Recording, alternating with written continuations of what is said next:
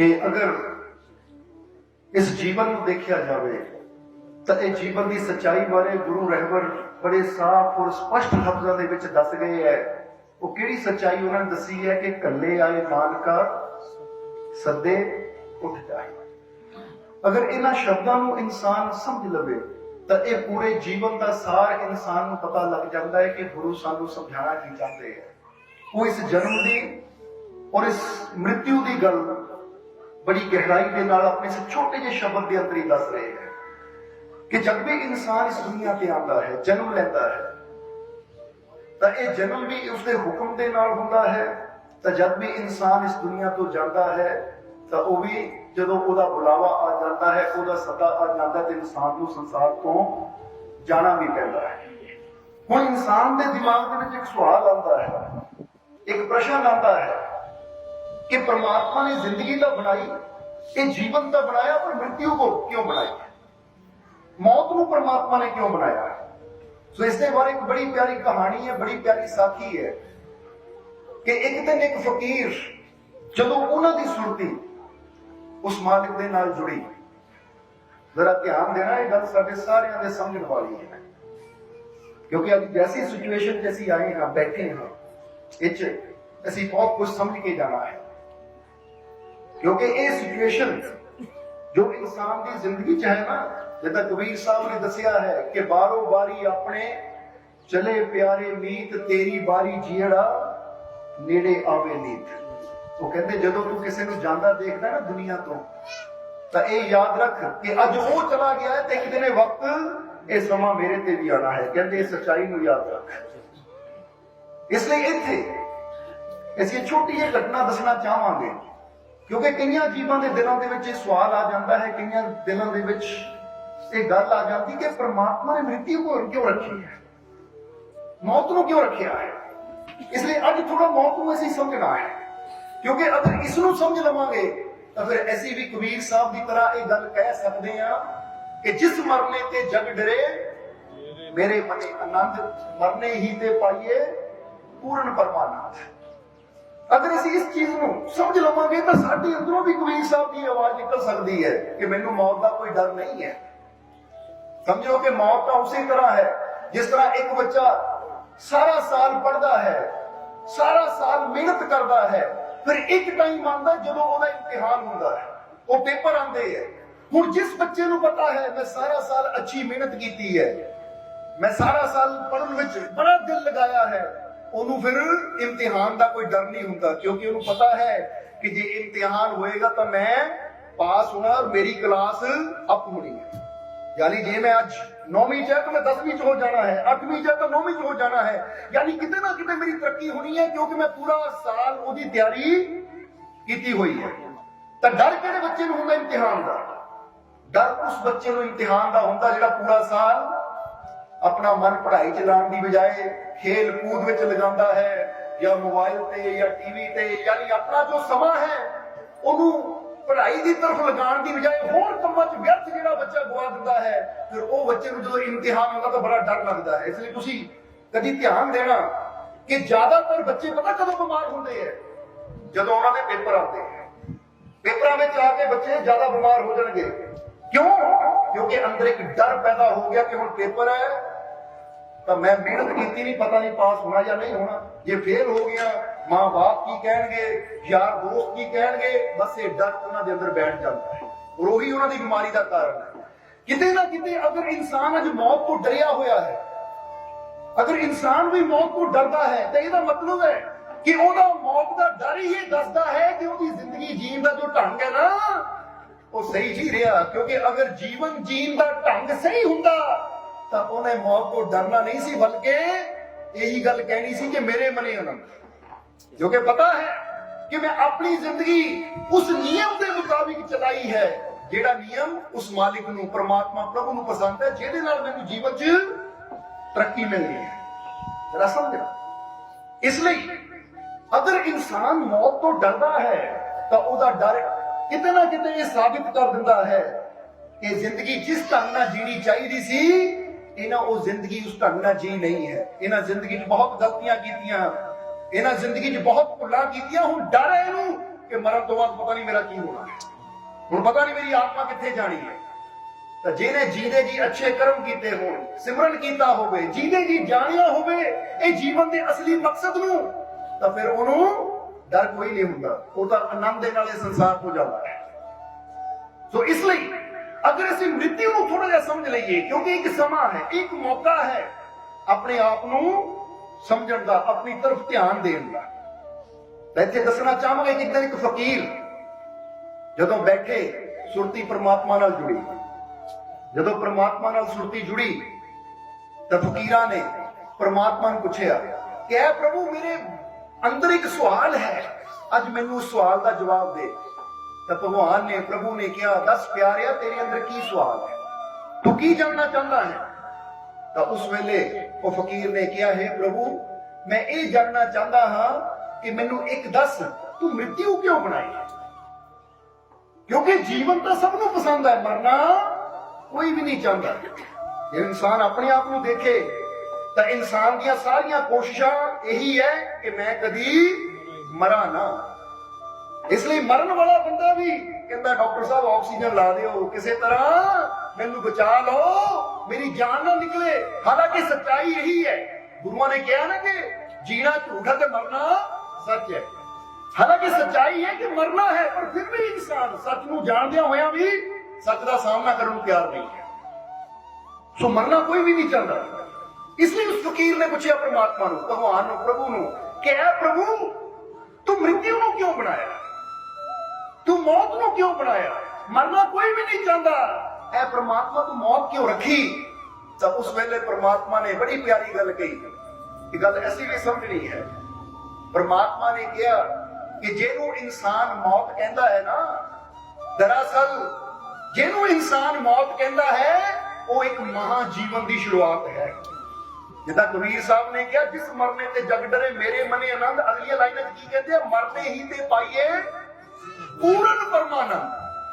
पूर्ण परमानंद मरण तो बाद ही उसने पाता है जदों इंसान की आत्मा पूर्ण परमानंद के अंदर लीन हो जाती है। सो परमात्मा ने दसिया कि जिन्हों इंसान मौत कहता है ना, वो मौत नहीं है, मृत्यु नहीं है, वो तो पूर्ण परमानंद को प्राप्त करने की एक शुरुआत कह लो, एक द्वार कह लो, कि जिदा एक द्वार दे विच भी गुजर के इंसान अंदर पहुंचता है, उस चीज का आनंद लेंदा जो उस द्वार के अंदर है।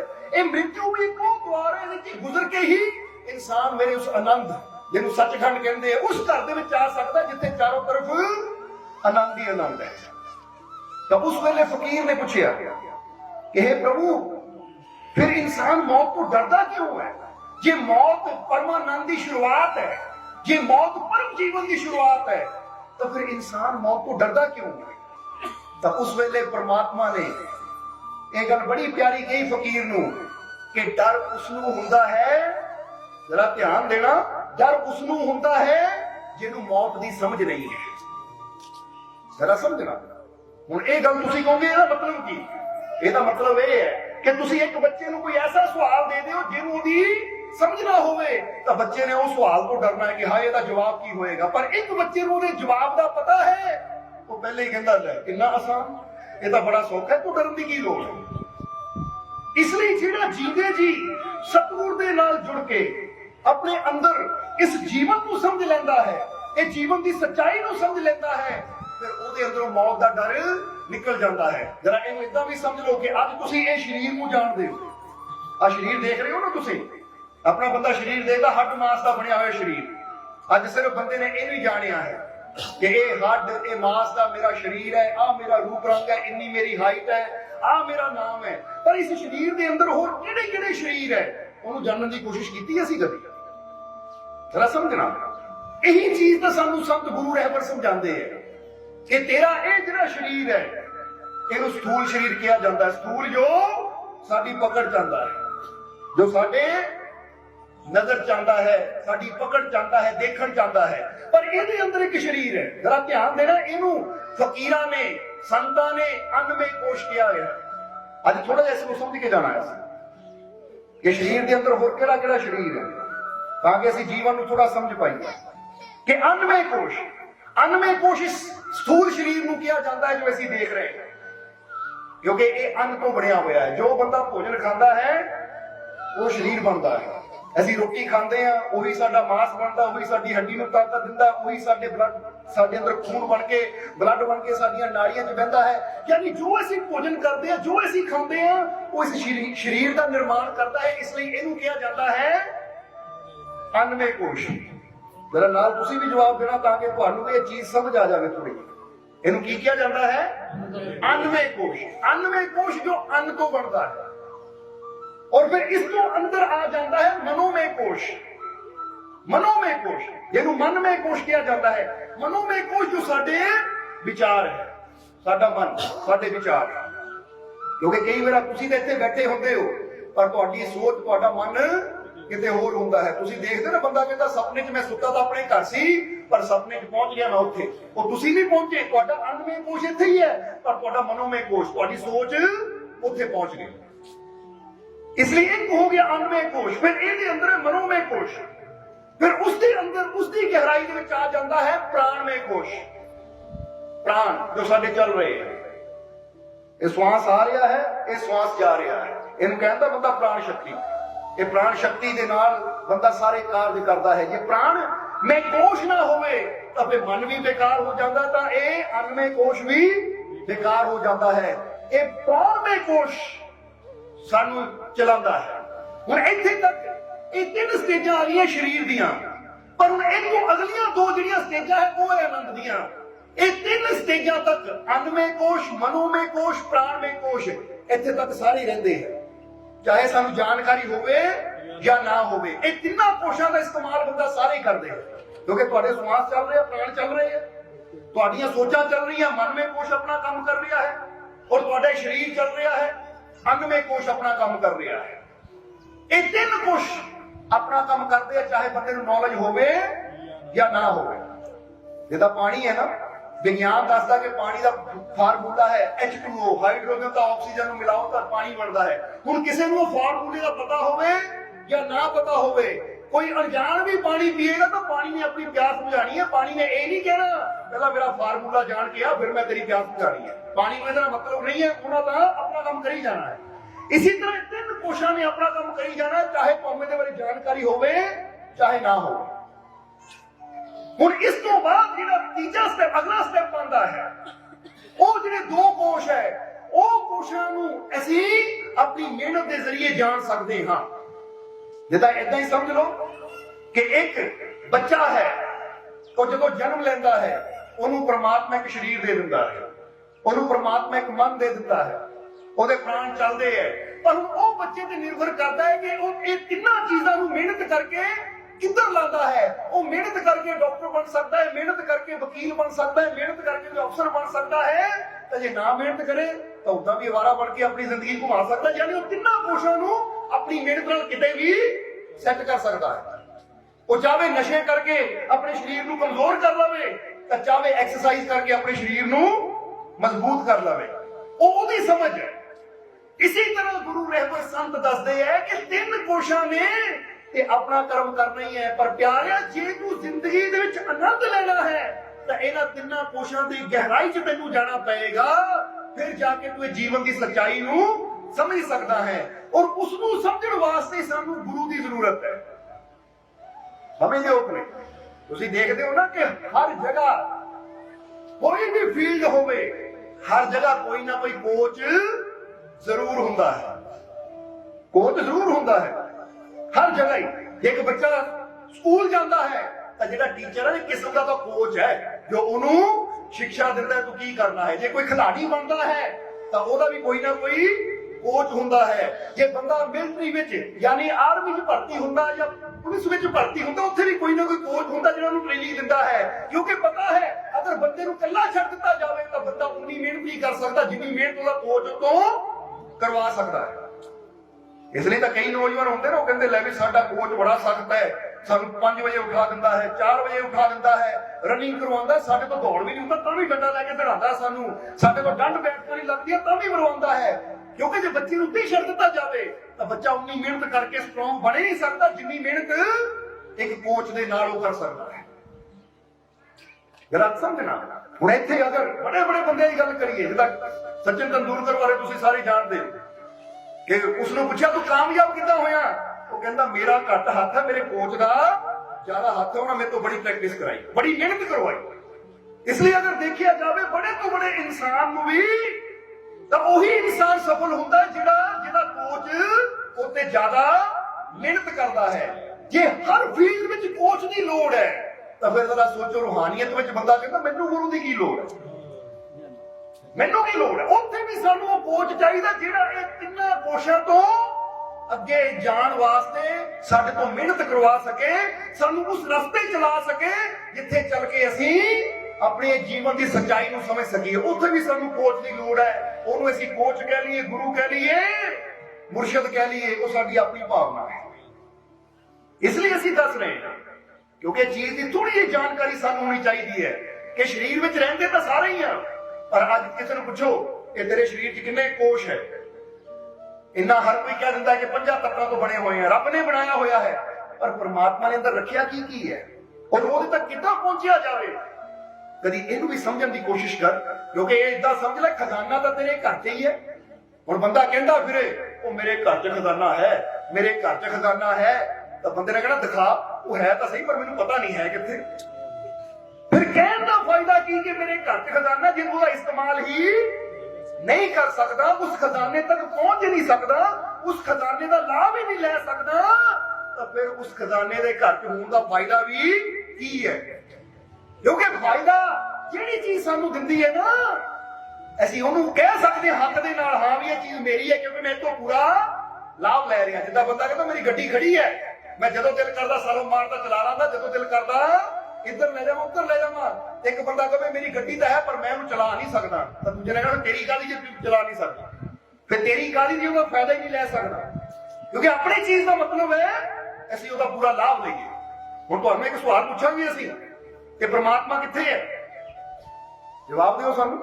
कि परमात्मा आकाश विच है? हाँ है उत्थे भी। कि परमात्मा चारों तरफ है उत्थे भी। पर सही मायने च तुहाडे नाल मुलाकात कदों होनी है, कित्थे होनी है? तुहाडे अंदर। इसलिए ये गल भी तुसीं कह सकते हो परमात्मा मेरे बोलो है कि नहीं। हम मानते हो इस चीज को कि परमात्मा अंदर है, यानी परमात्मा रूपी खजाना अंदर है। कि अज तक असीं वो खजाने का लाभ लेना सीखिया कि सीखिया कि असीं वो परमात्मा जिन्हों परमानंद किया गया है वो आनंद का लाभ लेना किद्दां है। असीं ਉਹ ਆਨੰਦ ਸਾਡੇ ਅੰਦਰ ਹੋਵੇ, ਖੁਸ਼ੀਆਂ ਦਾ ਭੰਡਾਰ ਸਾਡੇ ਅੰਦਰ ਹੋਵੇ, ਤਾਂ ਸਾਰੀ ਜ਼ਿੰਦਗੀ ਸਾਡੀ ਹਾਏ ਹਾਏ ਕਰਦਿਆਂ ਰੋਂਦਿਆਂ ਦੀ ਗੁਜ਼ਰ ਜਾਵੇ, ਬਿਲਕਦਿਆਂ ਦੀ ਗੁਜ਼ਰ ਜਾਵੇ। ਤੇ ਇਹਦਾ ਮਤਲਬ ਉਹੀ ਹੈ ਖਜ਼ਾਨਾ ਤਾਂ ਅੰਦਰ ਸੀ, ਖੁਸ਼ੀਆਂ ਦਾ ਭੰਡਾਰ ਅੰਦਰ ਸੀ, ਪਰ ਅਸੀਂ ਉਹ ਖਜ਼ਾਨੇ ਨੂੰ ਸਮਝਿਆ ਨਹੀਂ ਔਰ ਸਾਰੀ ਜ਼ਿੰਦਗੀ ਹਾਏ ਹਾਏ ਕਰਕੇ ਗੁਜ਼ਾਰ ਦਿੱਤੀ। ਜਿੱਦਾਂ ਸ਼ਾਇਦ ਤੁਸੀਂ ਵੀ ਪੜ੍ਹਿਆ ਹੋਵੇ, ਅੱਜ ਤੋਂ 8-9 ਸਾਲ ਪਹਿਲਾਂ ਦੀ ਗੱਲ ਹੈ, ਗੁਜਰਾਤ ਦੇ ਅੰਦਰ ਪੰਜਾਬ ਕੇਸ ਦੀ ਖਬਰ ਪੜ੍ਹੀ ਸੀ ਅਸੀਂ 9-10 ਸਾਲ ਪਹਿਲਾਂ। ਕਹਿੰਦੇ ਉੱਥੇ ਕੋਈ ਭਿਖਾਰੀ ਮਰਿਆ, भिखारी मरिया, मंदिर उत्थे एक मंदिर सी, मंदिर तो थोड़ी दूर उसी रास्ते में एक भिखारी दी कुल्ली सी, मंदिर तो थोड़ी दूर। जदों मरिया तो उस वेले ओदा कोई भी नहीं सी, मर गया, ओदा संस्कार कर दिता गया। तो मंदिर की कमेटी ने सोचा ये भिखारी इत्थे बह के मंगदा सी, हुण इहदा कोई बाली वारस है नहीं, चलो बई इहदी कुल्ली नूं, इहदी झोंपड़ी नूं अपने ट्रस्ट के अंदर ले लईए और इत्थे कुछ होर बना दईए। उन्होंने कहते कुल्ली ढा के जो जमीन की खुदाई की तो दसते कि अंदरों एक घड़ा मिले जिसको पैसे निकले। जरा समझना सारे जी। हुण वो ट्रस्ट वाले जिहड़े मंदिर के ट्रस्ट वाले सी वो बड़े हैरान होए, ये पागल भिखारी सारी जिंदगी कुल्ली के बाहर बह के मंगदा रहा कि मैंने एक पैसा दे दो, 2 पैसा दे दो। पागल नूं पता ही नहीं कि मेरे घर के थल्ले घड़ा दबिया होया खजाने का, उहनूं खोद लैंदा, इहनूं मंगण दी जरूरत नहीं रहनी सी। हुण जदों असीं स्टोरी पढ़ रहे सी, एक घटना पढ़ रहे सी, तो उस वेले सानूं एहसास होया कि ये हालत जिहड़ी उस भिखारी दी है, ये हालत अज हर इंसान दी है। क्योंकि हर इंसान दे अंदर ही वो परम धन है, परम खजाना है, पर उस खजाने तक पहुंचण दी युक्ति बंदे नूं आंदी नहीं है। इस करके बंदा जिद्दां भीखा जी ने कहा कि भीखा भूखा कोई नहीं, सबकी गठड़ी लाल। वो कहते इत्थे कोई भी दुखी नहीं है, कोई भी भिखारी नहीं है, कोई भी भुखा नहीं है, वो लाल सब दे अंदर है। ਪਰ ਇੱਕੋ ਹੀ ਕਾਰਨ ਹੈ ਕਿ ਬੰਦਾ ਉਸ ਲਾਲ ਨੂੰ ਪ੍ਰਾਪਤ ਨਹੀਂ ਕਰ ਪਾਉਂਦਾ। ਉਹ ਕਾਰਨ ਕੀ ਦੱਸਿਆ ਉਹਨਾਂ ਨੇ? ਭੀਖਾ ਭੂਖਾ ਕੋਈ ਨਹੀਂ, ਸਭ ਕੀ ਗਠੜੀ ਲਾਲ, ਗਿਰਹਾ ਖੋਲ ਨਾ ਸਕਹੀ ਤਾਂ ਤੇ ਬਹਿ ਕੰਗਾਲ। ਉਹ ਕਹਿੰਦੇ ਗੱਠ ਨਹੀਂ ਖੋਲਣੀ ਆਂਦੀ, ਇਸ ਲਈ ਬੰਦਾ ਕੰਗਾਲ ਹੋ ਕੇ ਬੈਠਾ ਹੈ। ਜੇ ਗੱਠ ਖੋਲਣੀ ਆ ਜਾਵੇ ਤਾਂ ਬੰਦਾ ਆਪਣੇ ਅੰਦਰਲੇ ਲਾਲ ਨੂੰ ਪ੍ਰਾਪਤ ਕਰਕੇ ਆਪਣੇ ਜੀਵਨ ਨੂੰ ਆਨੰਦਮਈ ਬਣਾ ਸਕਦਾ ਹੈ। ਇਸ ਲਈ ਸਮਝਣਾ। ਸੋ ਅਸੀਂ ਗੱਲ ਕਰ ਰਹੇ ਸੀ ਤਿੰਨ ਕੋਸ਼ਾਂ ਦੀ। ਇਹ ਤਿੰਨ ਕੋਸ਼ ਹੈ, ਅੰਨਮय ਕੋਸ਼, ਮਨੋਮय ਕੋਸ਼ ਔਰ ਪ੍ਰਾਣਮय ਕੋਸ਼। ਹੁਣ ਇਹ ਤਿੰਨੋਂ ਕੋਸ਼ਾਂ ਦਾ ਇਸਤੇਮਾਲ ਤਾਂ ਸਾਰੀ ਅਸੀਂ ਕਰਦੇ ਹਾਂ, ਪਰ ਇਸ ਤੋਂ ਅੱਗੇ ਅਗਰ ਜਾਣਾ ਹੈ ਤਾਂ ਫਿਰ ਚੌਥਾ ਕੋਸ਼ ਕਿਹੜਾ ਹੈ ਜੋ ਅੰਦਰ ਹੈ, ਉਹਨੂੰ ਕਿਹਾ ਜਾਂਦਾ ਹੈ ਗਿਆਨਮय ਕੋਸ਼। ਔਰ ਇਹ ਗਿਆਨਮय ਕੋਸ਼ ਤੱਕ ਉਦੋਂ ਇਨਸਾਨ ਪਹੁੰਚਦਾ ਹੈ ਜਦੋਂ ਇਨਸਾਨ ਉਹ ਗਿਆਨ ਨੂੰ ਪ੍ਰਾਪਤ ਕਰਕੇ ਆਪਣੀ ਸੁਰਤੀ ਨੂੰ ਅੰਦਰ ਜੋੜਦਾ ਹੈ। जरा समझना, जब वो ज्ञान में कोश का द्वार खुलता है तो फिर इंसान को पंजवें कोश का पता लगता है कि पंजवा कोश है आनंदमय कोश, जो कि साडे अंदर है। आनंदमय कोश जिन्हों परमात्मा का कोश किया गया है। पर उस आनंदमय कोश को जानने वास्ते ज्ञानमय कोश में प्रवेश करना जरूरी है। और ज्ञानमय कोश में बिना ज्ञान तो ऐसी प्रवेश नहीं कर सकते। ਆਹ ਤਾਂ ਸਭ ਕੁਝ ਜਾਣੇ ਅਣਜਾਣੇ ਚੱਲ ਰਿਹਾ ਹੈ। ਤੁਹਾਡੇ ਸਵਾਸ ਚੱਲਦੇ ਰਹਿਣੇ, ਚਾਹੇ ਤੁਸੀਂ ਸੌਂ ਵੀ ਜਾਓ, ਕੋਈ ਤੁਹਾਨੂੰ ਬੇਹੋਸ਼ ਵੀ ਕਰ ਦੇਵੇ, ਤੁਹਾਡੇ ਸਵਾਸ ਚਲੀ ਜਾਣੇ ਹੈ। ਤੁਹਾਡੇ ਦਿਲ ਨੇ ਆਪਣਾ ਕੰਮ ਕਰੀ ਜਾਣਾ, ਸਰੀਰ ਨੇ ਆਪਣਾ ਕੰਮ ਕਰੀ ਜਾਣਾ ਹੈ। ਇਹ ਤਿੰਨ ਕੋਸ਼ਾਂ ਦੇ ਤੇ ਬਿਨਾਂ ਜਾਣੇ ਅਣਜਾਣੇ ਕੰਮ ਕਰੀ ਜਾਣਾ ਹੈ। ਪਰ ਉਹ ਜਿਹੜੇ ਲਾਸਟ ਦੋ ਕੋਸ਼ ਹੈ ਜੋ ਸਾਨੂੰ ਆਨੰਦ ਨਾਲ ਜੁੜਨ ਵਾਲੇ ਹੈ, ਕਹਿੰਦੇ ਉਹਨਾਂ ਕੋਸ਼ਾਂ ਨੂੰ ਸਮਝਣ ਵਾਸਤੇ ਤੈਨੂੰ ਯੁਕਤੀ ਦੀ ਲੋੜ ਹੈ, ਗਿਆਨ ਦੀ ਜ਼ਰੂਰਤ ਹੈ। ਇਹ ਤਾਂ ਸਮਝ ਲਓ, ਇੱਕ ਬੱਚੇ ਨੇ अगर इंग्लिश पढ़नी हो तो कादी लोड़ है? कहते इंग्लिश दे ज्ञान की लोड़ है, फिर इंग्लिश पढ़ सकता है। हिंदी पढ़नी हो तो हिंदी की समझ की लोड़ है, फिर ही समझ सकता है। पंजाबी पढ़नी हो पंजाबी की समझ की लोड़ है, फिर ही समझ सकता है। वो ज्ञान कोश को समझना हो तो ज्ञान की लोड़ है, फिर ही वो ज्ञान कोश को समझ के ਉਹਦੇ ਜ਼ਰੀਏ ਉਸ ਆਨੰਦਮय ਕੋਸ਼ ਤੱਕ ਪਹੁੰਚ ਸਕਦਾ ਜਿਹਨੂੰ ਪਰਮ ਪਿਤਾ ਪਰਮਾਤਮਾ ਕਿਹਾ ਗਿਆ ਹੈ, ਜਿਹਨੂੰ ਕਬੀਰ ਸਾਹਿਬ ਕਹਿੰਦੇ ਮਰਨੇ ਹੀ ਤੇ ਪਾਈਏ ਪੂਰਨ ਪਰਮਾਨੰਦ। ਇਸ ਲਈ ਗਿਆਨਮय ਕੋਸ਼ ਵਿੱਚ ਪ੍ਰਵੇਸ਼ ਕਰਕੇ ਇਨਸਾਨ ਨੂੰ ਪਤਾ ਲੱਗਦਾ ਹੈ कि जिस मौत तो दुनिया डरती है वो मौत आनंद नाल सानू जोड़न वाली एक कड़ी है। जिस तरह दिन और रात होता ना, असीं देखते हैं कि रात चल रही है, फिर सवेर का वेला आंदा, प्रभात वेला आंदा, हाले सूरज निकलिया नहीं है, एक लाली आकाश ते छा जाती है और वो लाली ये दस दिंदी है कि हुण आने वाला जिहड़ा समा है वो सूरज दे निकलण दा है, यानी दिन चढ़न वाला है। बस इसी तरह इत्थे दसिया गया है कि मौत भी एक प्रभात वेले की तरह है जो सानू वो परम प्रकाश की तरफ लेके जाने वाली है। पर उसकी समझ होना भी बहुत जरूरी है। इसलिए इत्थे श्री गुरु रविदास जी के वचन भी तुहानू दसना चाहांगे, क्योंकि श्री गुरु रविदास जी ने भी बड़े प्यारे वचनां दसिया है कि प्राणी क्या मेरा क्या तेरा, जैसे तरवर पंथ बसेरा। वो भी यही चीज को दस रहे हैं कि ऐ प्यारे इत्थे की मेरा है की तेरा है। आज इंसान देखिए तो मेरे मेरे मेरे की फसिया हुआ है, पर गुरु ये चीज की सच्चाई दस रहे हैं कि जो तेरा है उन्होंने समझने की कोशिश नहीं कर रहा, तो जो तेरा नहीं है ਉਹਦੇ ਚ ਉਲਝ ਕੇ ਤੂੰ ਬੈਠਾ ਹੋਇਆ ਹੈ। इसलिए उन्होंने सच्चाई गुरुओं ने दसी ताकि ਅਸੀਂ उस सच्चाई ਨੂੰ ਸਮਝੀਏ और अपने जीवन च बदलाव लिया सकीए। क्योंकि ਜਿਹੜੇ ਸਮਝਦਾਰ ਹੁੰਦੇ ਨਾ ਉਹ ਮੌਤ ਨੂੰ ਦੇਖ ਕੇ ਹੀ ਆਪਣੇ ਜੀਵਨ 'ਚ ਬਦਲਾਵ ਲੈ ਆਉਂਦੇ ਆ। ਜਿੱਦਾਂ ਮਹਾਤਮਾ ਬੁੱਧ ਬਾਰੇ ਅਸੀਂ ਕਈ ਵਾਰ ਦੱਸਿਆ ਹੈ ਕਿ ਕਦੀ ਪੜ੍ਹ ਕੇ ਦੇਖਣਾ ਕਿ ਮਹਾਤਮਾ ਬੁੱਧ ਦੀ ਜ਼ਿੰਦਗੀ, ਕਿ ਜਦੋਂ ਉਹ ਰਾਜਕੁਮਾਰ ਸਿਧਾਰਥ ਸੀ ਤਾਂ ਸਿਧਾਰਥ ਦੇ ਜੀਵਨ 'ਚ ਐਸੀ ਕਿਹੜੀ ਘਟਨਾ ਹੋਈ ਕਿ ਉਹ ਸਿਧਾਰਥ ਤੋਂ ਬੁੱਧ ਬਣ ਗਿਆ। ਉਹ ਕਿਹੜੀ ਘਟਨਾ ਸੀ?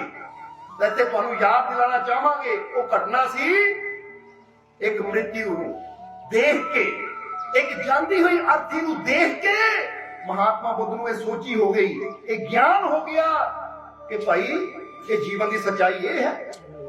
जरा दसना चाहांगे तुहानू इहदे बारे थोड़ा दसना चाहांगे ताकि थोड़ी जानकारी हो जाए सानू कि जदों महात्मा बुद्ध का जन्म होया सी तां उस वेले जिस राज जोतषी ने महात्मा बुद्ध दे जन्म पत्री नूं देखिया, समय नूं देखिया, तां उन्हां महात्मा बुद्ध के पिता नूं कहा, सिद्धार्थ के पिता नूं कहा कि महाराज या तो तुहाडा बच्चा चक्रवर्ती सम्राट बनेगा, बहुत बड़ा राजा बनेगा, तो या तुहाडा बच्चा बहुत बड़ा सन्यासी बनेगा। ਹੁਣ ਹਰ ਬਾਪ ਚਾਹੁੰਦਾ ਕਿ ਮੇਰਾ ਬੱਚਾ ਚੱਕਰਵਰਤੀ ਸਮਰਾਟ ਬਣੇ, ਸੰਨਿਆਸੀ ਬਣ ਕੇ ਬਣ ਧੱਕੇ ਖਾਵੇ। ਨਹੀਂ, ਮੈਂ ਨਹੀਂ ਚਾਹੁੰਦਾ ਸੰਨਿਆਸੀ ਬਣੇ, ਮੈਂ ਚਾਹੁੰਦਾ ਹਾਂ ਇਹ ਸਮਰਾਟ ਬਣੇ। ਤਾਂ ਉਸ ਵੇਲੇ ਰਾਜੇ ਨੇ ਕਿਹਾ ਕਿ ਮੈਨੂੰ ਇੱਕ ਗੱਲ ਦੱਸੋ ਕਿ ਇਹਨੂੰ ਮੈਂ ਸੰਨਿਆਸੀ ਬਣਨ ਤੋਂ ਕਿੱਦਾਂ ਰੋਕ ਸਕਦਾ। ਤਾਂ ਉਸ ਵੇਲੇ ਉਸਨੇ ਕੀ ਕਿਹਾ, ਉਹ ਕਹਿੰਦਾ ਮਾਰੇ ਫਿਰ ਏਦਾਂ ਕਰੋ ਕਿ ਅਗਰ ਤੁਸੀਂ ਚਾਹੁੰਦੇ ਹੋ ਤੁਹਾਡਾ ਬੇਟਾ ਸੰਨਿਆਸੀ ਨਾ ਬਣੇ, ਚੱਕਰਵਰਤੀ ਸਮਰਾਟ ਬਣੇ, ਤਾਂ ਕਦੀ ਵੀ ਇਹਦੇ ਸਾਹਮਣੇ ਕੋਈ ਦੁੱਖ ਦੀ ਗੱਲ ਨਾ ਆਵੇ, ਕਿਉਂਕਿ ਬੰਦੇ ਦਾ ਮਨ ਉਦੋਂ ਹੀ ਰੱਬ ਵਾਲੇ ਪਾਸੇ ਜਾਂਦਾ ਜਦੋਂ ਬੰਦਾ ਦੁਖੀ ਹੁੰਦਾ ਹੈ। ਇਸ ਲਈ ਕੋਸ਼ਿਸ਼ ਏਦਾਂ ਦੀ ਕਰਨਾ ਕਿ ਇਹਨੂੰ ਨਾ ਕੋਈ ਬਿਮਾਰੀ ਦਾ ਪਤਾ ਲੱਗੇ, ਨਾ ਕਿਸੇ ਮੌਤ ਦਾ ਪਤਾ ਲੱਗੇ, ਨਾ ਬੁਢਾਪੇ ਦਾ ਪਤਾ ਲੱਗੇ, ਕੁਛ ਇਦਾਂ ਦਾ ਇੰਤਜ਼ਾਮ ਕਰ ਦਿਓ। ਤਾਂ ਹੁਣ ਜੋ ਲਿਖਤ ਵਿੱਚ ਆਉਂਦਾ ਹੈ, ਕਹਿੰਦੇ ਮਹਾਤਮਾ ਬੁੱਧ ਨੂੰ ਬਚਪਨ ਤੋਂ ਹੀ ਰਾਜੇ ਨੇ ਏਦਾਂ ਰੱਖਿਆ ਕਿ ਕੋਈ ਬਜ਼ੁਰਗ ਉਹਦੇ ਸਾਹਮਣੇ ਨਾ ਆਵੇ, ਤਾਂ ਕਿ ਬਜ਼ੁਰਗ ਨੂੰ ਦੇਖ ਕੇ ਦੇ ਮਨ ਚ ਨਾ ਆਵੇ ਕੀ ਹੋ ਰਿਹਾ, ਇਹਨੂੰ ਕੀ ਹੋ ਗਿਆ, ਇਹ ਕੌਣ ਹੈ, ਇਹਨੂੰ ਕਿਤੇ ਮੌਤ ਦੀ ਯਾਦ ਨਾ ਆਵੇ। ਕਹਿੰਦੇ ਬੜੇ ਇੰਤਜ਼ਾਮ ਕੀਤੇ ਰਾਜੇ ਨੇ, ਇੱਥੇ ਤੱਕ ਕਿ ਬ੍ਰਿਕਸ਼ਾਂ ਤੋਂ ਪੱਤੇ ਵੀ ਝੜਦੇ ਸੀ ਤਾਂ ਰਾਜਾ ਉਹਨਾਂ ਦੀ ਵੀ ਸਫਾਈ ਕਰ ਦਿੰਦਾ ਸੀ ਕਿ ਭਾਈ ਜੇ ਪੱਤੇ ਨੂੰ ਝੜਿਆ ਦੇਖ ਕੇ ਪੁੱਛ ਲਿਆ ਕਿ ਇਹ ਕਿਉਂ ਝੜਿਆ ਹੈ, ਤਾਂ ਫਿਰ ਵੀ ਇਹਦਾ ਜਿਹੜਾ ਗਿਆਨ ਨਾ ਜਾਗ ਪਵੇ, ਕਿਤੇ ਇਹਦਾ ਧਿਆਨ ਰੱਬ ਵਾਲੇ ਪਾਸੇ ਨਾ ਹੋ ਜਾਵੇ। ਕਹਿੰਦੇ ਹਰ ਤਰ੍ਹਾਂ ਦੇ ਇੰਤਜ਼ਾਮ ਕੀਤੇ ਕਿ ਮਹਾਤਮਾ ਬੁੱਧ ਨੂੰ ਯਾਨੀ ਸਿਧਾਰਥ ਨੂੰ ਨਾਚ ਰੰਗ ਤਮਾਸ਼ਿਆਂ 'ਚ ਰੱਖਿਆ ਕਿ ਇਹਦਾ ਧਿਆਨ ਰਾਜ ਵੱਲ ਰਵੇ, ਪਰਮਾਤਮਾ ਵੱਲ ਨਾ ਜਾਵੇ। ਪਰ ਜਦੋਂ ਹੁਣੀ ਹੁੰਦੀ ਹੈ ਕੁਦਰਤ, ਉਹ ਫਿਰ ਵਕਤ ਬਦਲਦਾ ਹੈ। ਕਹਿੰਦੇ ਮਹਾਤਮਾ ਬੁੱਧ ਦੀ ਸ਼ਾਦੀ ਵੀ ਹੋ ਗਈ ਸਿਧਾਰਥ ਦੀ। ਹੁਣ ਉਹ ਸਮਾਂ ਆ ਗਿਆ ਕਿ ਘਰ 'ਚ ਬੱਚਾ ਵੀ ਜਨਮ ਲੈਣ ਵਾਲਾ ਹੈ, ਔਰ ਇੱਧਰ ਮਹਾਤਮਾ ਬੁੱਧ ਨੂੰ ਇੱਕ ਨਿਯੋਤਾ ਆ ਗਿਆ ਨੌਜਵਾਨਾਂ ਦੀ ਸਭਾ 'ਚ ਜਾਣ ਦਾ। ਤਾਂ ਰਾਜੇ ਨੇ ਸਾਰੇ ਇੰਤਜ਼ਾਮ ਕੀਤੇ ਹੋਏ ਹੈ, ਪਰ ਕੁਦਰਤ ਨੇ ਜਦੋਂ ਆਪਣਾ ਇਸ਼ਾਰਾ ਦੇਣਾ ਹੋਵੇ ਤਾਂ ਕਿੱਥੋਂ ਦੇ ਦਿੰਦੀ ਹੈ, ਇਹ ਉਹੀ ਜਾਣਦਾ ਹੈ। ਹੁਣ ਕਹਿੰਦੇ ਮਹਾਤਮਾ ਬੁੱਧ ਰਥ ਤੇ ਸਵਾਰ ਹੋ ਕੇ ਸਿਧਾਰਥ ਜਾ ਰਹੇ ਹੈ। ਜਦੋਂ ਜਾ ਰਹੇ ਹੈ, ਸਾਰਥੀ ਰਥ ਘੁਮਾਉਂਦਾ ਜਾ ਰਿਹਾ ਹੈ।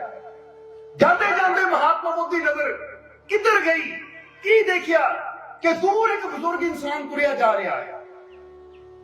ਦੂਰ ਇੱਕ ਬਜ਼ੁਰਗ ਇਨਸਾਨ ਤੁਰਿਆ ਜਾ ਰਿਹਾ, ਹਾਲਾਂਕਿ ਰਾਜੇ ਨੇ ਐਲਾਨ ਕੀਤਾ ਸੀ ਕਿ ਬਜ਼ੁਰਗ ਇੱਧਰ ਆਵੇ ਨਾ, ਪਰ ਫਿਰ ਵੀ ਦੂਰ ਤੁਰਿਆ ਹੋਇਆ ਹੈ। ਮਹਾਤਮਾ ਬੁੱਧ ਨੇ ਕਿਹਾ ਰੱਥ ਰੋਕ, ਆ ਕੀ ਹੈ, ਇਹ ਕੌਣ ਹੈ, ਇਹਦੀ ਹਾਲਤ ਇਹ ਕਿੱਦਾਂ ਹੋਈ ਹੈ। ਤਾਂ ਉਸਲੇ ਸਾਰਥੀ ਨੇ ਕਿਹਾ ਮਹਾਰਾਜ ਮੈਂ ਝੂਠ ਨਹੀਂ ਬੋਲ ਸਕਦਾ, ਇਹ ਬਿਰਧ ਇਨਸਾਨ ਹੈ, ਬਜ਼ੁਰਗ ਇਨਸਾਨ ਹੈ। ਮਹਾਤਮਾ ਬੁੱਧ ਨੇ ਕਿਹਾ ਬਜ਼ੁਰਗ, ਕਹਿੰਦਾ ਜੀ ਹਾਂ ਬਜ਼ੁਰਗ। ਉਹ ਕਹਿੰਦੇ ਕੀ ਮਤਲਬ ਬਜ਼ੁਰਗ, ਕੀ ਸਾਰਿਆਂ ਨੇ ਬਜ਼ੁਰਗ ਹੋਣਾ ਹੈ। ਉਹ ਕਹਿੰਦਾ ਜੀ ਹਾਂ ਇੱਕ ਦਿਨ ਸਾਰਿਆਂ ਨੇ ਬਜ਼ੁਰਗ ਹੋਣਾ ਹੈ। ਮਹਾਤਮਾ ਬੁੱਧ ਨੇ ਪੁੱਛਿਆ ਕਿ ਮੈਂ ਵੀ ਬਜ਼ੁਰਗ ਹੋਣਾ ਹੈ, ਮੇਰੇ ਤੇ ਬੁਢਾਪਾ ਆਉਣਾ ਹੈ। ਤਾਂ ਸਾਰਥੀ ਕਹਿੰਦਾ ਹਾਂ ਇੱਕ ਦਿਨ ਤੁਸੀਂ ਵੀ ਬੁੜੇ ਹੋਣਾ ਹੈ। ਮਹਾਤਮਾ ਬੁੱਧ ਨੂੰ ਤਾਂ ਇੱਕ ਝਟਕਾ ਲੱਗਾ ਕਿ ਜਿਹੜਾ ਮੇਰਾ ਇੰਨਾ ਸੁੰਦਰ ਸਰੀਰ ਹੈ, ਇੱਕ ਦਿਨ ਇਹ ਹਾਲ ਹੋਣਾ ਇਸਦਾ, ਇਹ ਝੁਰੜੀਆਂ, ਇਹ ਲਾਠੀ ਫੜ ਕੇ ਤੁਰਨਾ। ਉਦਾਸ ਹੋ ਕੇ ਮਹਾਤਮਾ ਬੁੱਧ ਥੋੜਾ ਹੋਰ ਅੱਗੇ ਚਲੇ। ਤਾਂ ਜੋ ਕਥਾ ਦੱਸਦੀ ਹੈ ਕਿ ਜਦੋਂ ਹੋਰ ਅੱਗੇ ਗਏ ਮਹਾਤਮਾ ਬੁੱਧ, ਤਾਂ ਉਸ ਵੇਲੇ ਕਿਸੇ ਦੀ ਮੌਤ ਹੋਈ ਸੀ।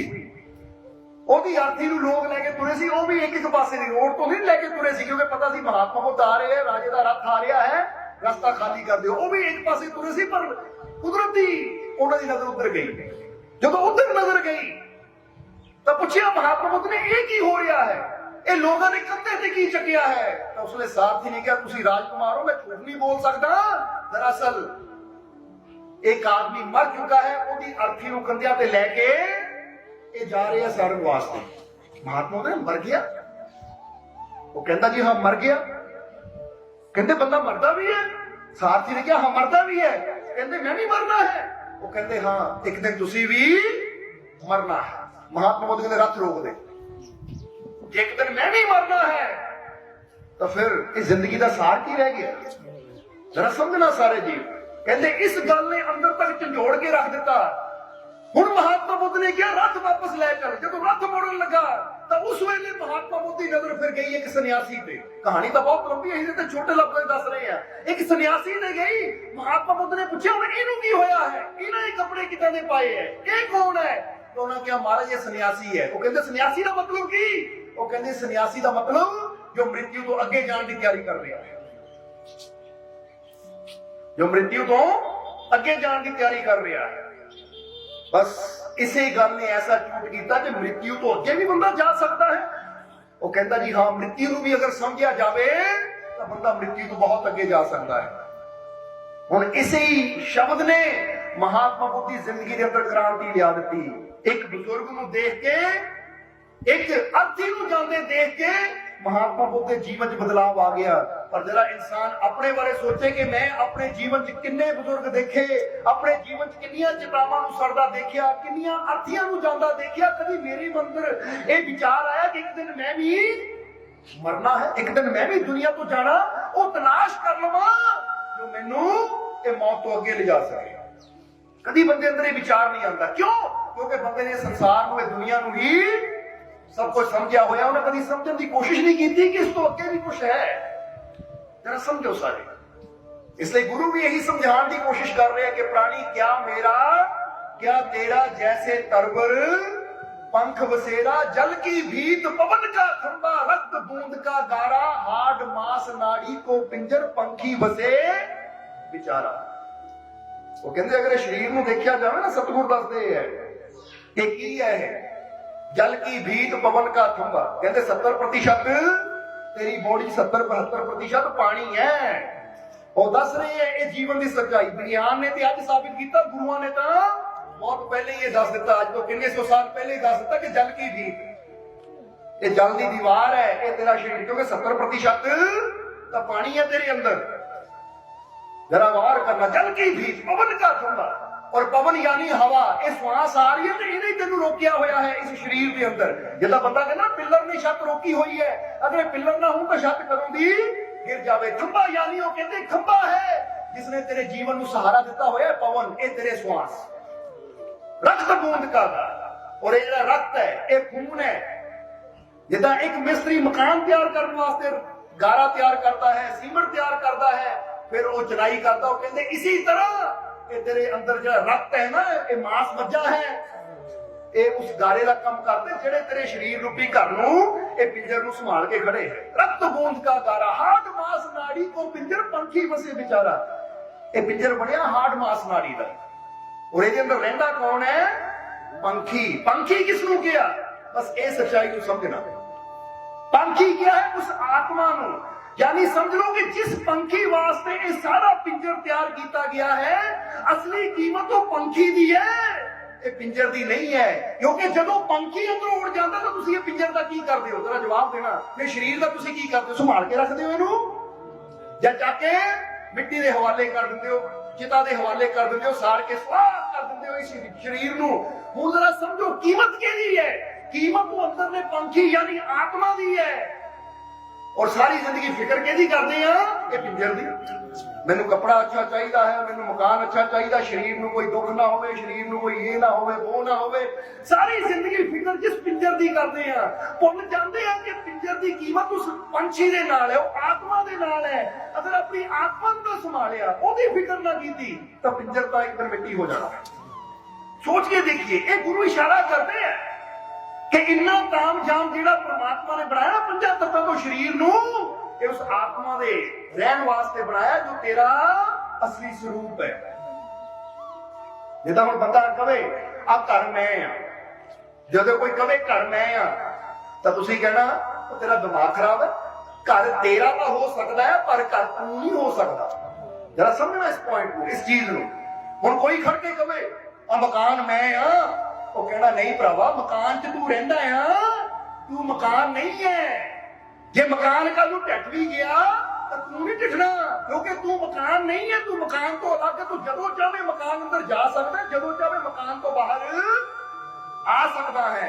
ये मकान तू नहीं है। पर अज बंदे का भुलेखा की है, मैं ही मकान है। जिदा असीं पहले शुरुआत किया, जे बंदे नूं पुछया जावे कौन है, मैं शरीर हां, बोलो यही कहते ना, हाँ मैं शरीर हां। इसलिए जदों शरीर मरदा तो बंदा मैं मर गया, पर नहीं। जिन्होंने सच्चाई को समझा, वो कहते शरीर भी एक मकान है, मैं तो इसको अलग है। मैं जदों चाहां इहदे विच प्रवेश करा, जदों चाहां इस तो बाहर चला जाऊं। ताही इत्थे याद दिलाना चाहांगे गुरुआं दे वचन कि कपड़ रूप सुहावना, जद दुनिया अंदर जावना। वो भी यही इशारा करते शरीर का कपड़े की तरह है। जिद्दां बंदा कपड़ा बदलता है, तेरी आत्मा भी ये शरीर नूं बदलती है। पर तू कपड़े नहीं समझ के बैठा कि मैं ही कपड़ा है, वही तेरी भुल है, वही तेरा डर है, यही तेरा भरम तेनू डरांदा है।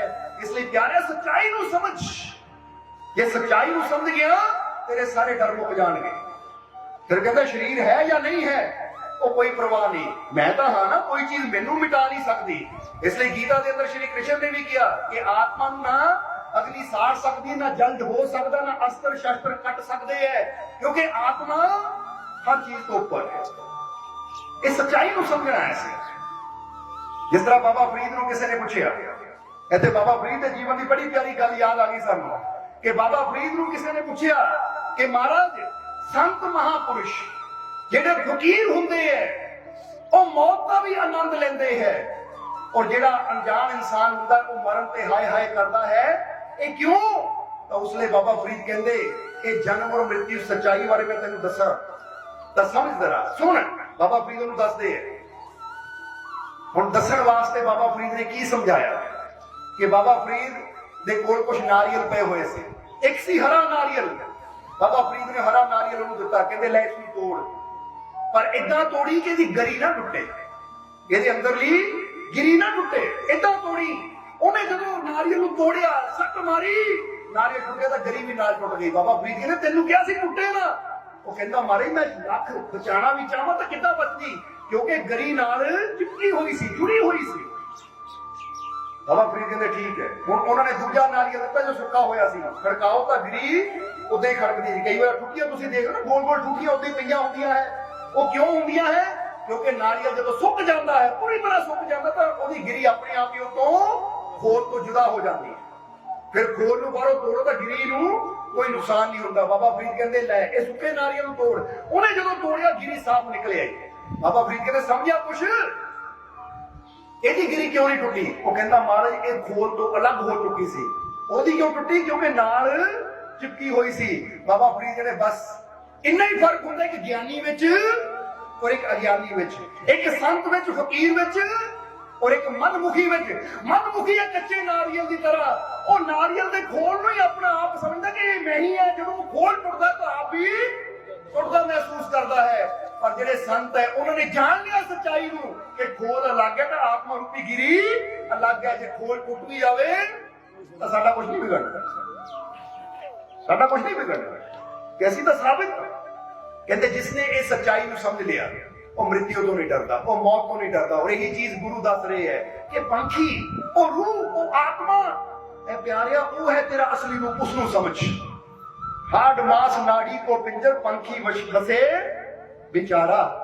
ਹੁਣ ਅੱਗੇ ਕੀ ਕਹਿੰਦੇ ਹੈ ਕਿ ਤੂੰ ਬੰਕੇ ਬਾਲ ਪਾਗ ਸਿਰ ਢੇਰੀ, ਇਹ ਤਨ ਹੋਏਗੋ ਬਸਮ की ढेरी। जरा गौर करना, जब किया है कि राखो कंद उसारो नीमा 3.5 हाथ तेरी सीमा। फिर आगे दसते कि पंके बाल पाग सिर ढेरी, जे तन होएगो बसम की ढेरी। जरा इन्हां एक एक लाइन ਨੂੰ ਸਮਝਣ ਦੀ ਕੋਸ਼ਿਸ਼ ਕਰੋ। ਸਾਨੂੰ ਕੀ ਗਿਆਨ ਦੇ ਰਹੇ ਹੈ कि राखो कंद उसारो नीमा 3.5 हाथ तेरी सीमा। इंसान ਦੀ ਸੀਮਾ ਕਿੰਨੀ ਹੈ? ਉਹ ਵੀ ਸਰੀਰ ਦੀ ਗੱਲ ਕਰ ਰਹੇ ਹੈ ਕਿ ਸਰੀਰ ਦੀ ਸੀਮਾ ਕੀ ਹੈ? 3.5 ਹੱਥ ਜਗ੍ਹਾ ਚ ਰੱਖ ਕੇ ਤੈਨੂੰ ਸਾੜ ਦਿੱਤਾ ਜਾਣਾ ਜਾਂ ਦਫਨਾ ਦਿੱਤਾ ਜਾਣਾ, ਤਾਂ ਤੂੰ ਹੰਕਾਰ ਕਿਹੜੀ ਚੀਜ਼ ਦਾ ਕਰਦਾ ਹੈ? ਬੰਦਾ ਕਿੰਨਾ ਹੰਕਾਰ ਕਰਦਾ, ਆ ਇੰਨੇ ਕਿੱਲੇ ਜ਼ਮੀਨ ਦੇ ਮੇਰੇ ਹੈ, ਆ ਇੰਨਾ ਮਕਾਨ ਮੇਰਾ ਹੈ। ਉਹ ਕਹਿੰਦੇ ਪਿਆਰਿਆ ਸੱਚਾਈ ਨੂੰ ਸਮਝ। ਅੱਜ ਤੂੰ ਮੇਰਾ ਮੇਰਾ ਕਰਦਾ ਨਾ, ਇਹ ਸਰੀਰ ਵੀ ਤੇਰਾ ਨਹੀਂ ਹੈ, ਤੂੰ ਕਿਹੜੇ ਭਰਮ ਚ ਪਿਆ ਹੋਇਆ? ਉਹ ਕਹਿੰਦੇ ਸੱਚਾਈ ਨੂੰ ਸਮਝ। ਹਾਲਾਂਕਿ ਅੱਜ ਤੁਸੀਂ ਵੀ ਦੇਖੋਗੇ ਬੰਦਾ ਇੱਕ ਜ਼ਮੀਨ ਖਰੀਦਦਾ ਕਿ ਨਹੀਂ ਬੰਦਾ? ਫਿਰ ਕਹਿੰਦਾ ਹੈ ਇਹਦੀ ਇੰਤਕਾਲ ਮੇਰੇ ਨਾਲ ਚੜੀ ਕਿ ਨਹੀਂ? ਚੜਾਉਂਦਾ ਕਿ ਨਹੀਂ ਬੰਦਾ ਇੰਤਕਾਲ? ਤਾਂ ਕਦੀ ਇੰਤਕਾਲ ਦਾ ਮਤਲਬ ਵੀ ਸਮਝਦੇ ਹੋ? ਇਹ ਉਰਦੂ ਦਾ ਲਫ਼ਜ਼ ਹੈ। ਜਦੋਂ ਕਿਸੇ ਦੀ ਮੌਤ ਹੋ ਜਾਂਦੀ ਉਹਨੂੰ ਕਹਿੰਦੇ ਇੰਤਕਾਲ ਹੋ ਗਿਆ, ਮੇਰੇ ਬਾਪੂ ਦਾ, ਮੇਰੇ ਅੱਬਾ ਦਾ ਇੰਤਕਾਲ ਹੋ ਗਿਆ, ਯਾਨੀ ਖਤਮ, ਮ੍ਰਿਤਿੂ, ਮੌਤ। ਉਹ ਕਹਿੰਦੇ ਅੱਜ ਤੂੰ ਕਰਦਾ ਹੈ ਕਿ ਮੇਰਾ ਇੰਤਕਾਲ ਚੜ ਗਿਆ। ਐ ਪਿਆਰਿਆ ਇੱਥੇ ਇੰਤਕਾਲ ਚੜਾਉਂਦਾ, ਉਹ ਇੰਤਕਾਲ ਹਰ ਵੇਲੇ ਤੈਨੂੰ ਦੇਖ ਰਿਹਾ ਕਿ ਚੜਾਈ ਜਾ, ਇੱਕ ਦਿਨ ਮੈਂ ਲੈ ਜਾਣਾ ਫੜ ਕੇ, ਛੱਡਣਾ ਹੀ ਕੁਝ ਨਹੀਂ ਇੱਥੇ। ਇਸ ਲਈ ਤਿਆਰੀ ਤਾਂ ਉਹਦੀ ਕਰੀਏ, ਸਮਝਦੇ ਹੋ ਕਿ ਨਹੀਂ? ਇਸ ਲਈ ਇੱਥੇ ਗੁਰੂ ਦੱਸਦੇ ਹੈ ਕਿ ਆਪਣੀ ਸੀਮਾ ਨੂੰ ਪਹਿਚਾਣ, ਜੀਵਨ ਦੀ ਸੱਚਾਈ ਨੂੰ ਪਹਿਚਾਣ ਕਿ ਰਾਖੋ ਕੰਧ ਉਸਾਰੋ ਨੀਵਾ। ਬੜੀਆਂ ਗਹਿਰੀਆਂ ਗਹਿਰੀਆਂ ਨੀਵਾਂ ਰੱਖਦਾ ਹੈ ਕਿ ਮੇਰਾ ਮਕਾਨ ਕਦੀ ਗਿਰੇ ਨਾ। ਪਰ ਉਹ ਕਹਿੰਦੇ ਜ਼ਿੰਦਗੀ ਦੇ ਮਕਾਨ ਦਾ ਕੋਈ ਪਤਾ ਨਹੀਂ ਕਿਹੜੇ ਵੇਲੇ गिर जाना है। राखो कंद उसारो नीवा 3.5 हाथ तेरी सीमा। पंके बाल पाग सिर डेरी, जे तन होएगो भस्म की ढेर। आज कितना इंसान अपने आप को सजाता है, सवारता है, अच्छे अच्छे बंदा कपड़े पाता है, वो कहते बड़ा सजा के सवार के पगड़ी बांधता है, अपने आप को तरह तरह के तू रंग बिरंगे कपड़े पा के सुंदर बनाने की कोशिश करता है।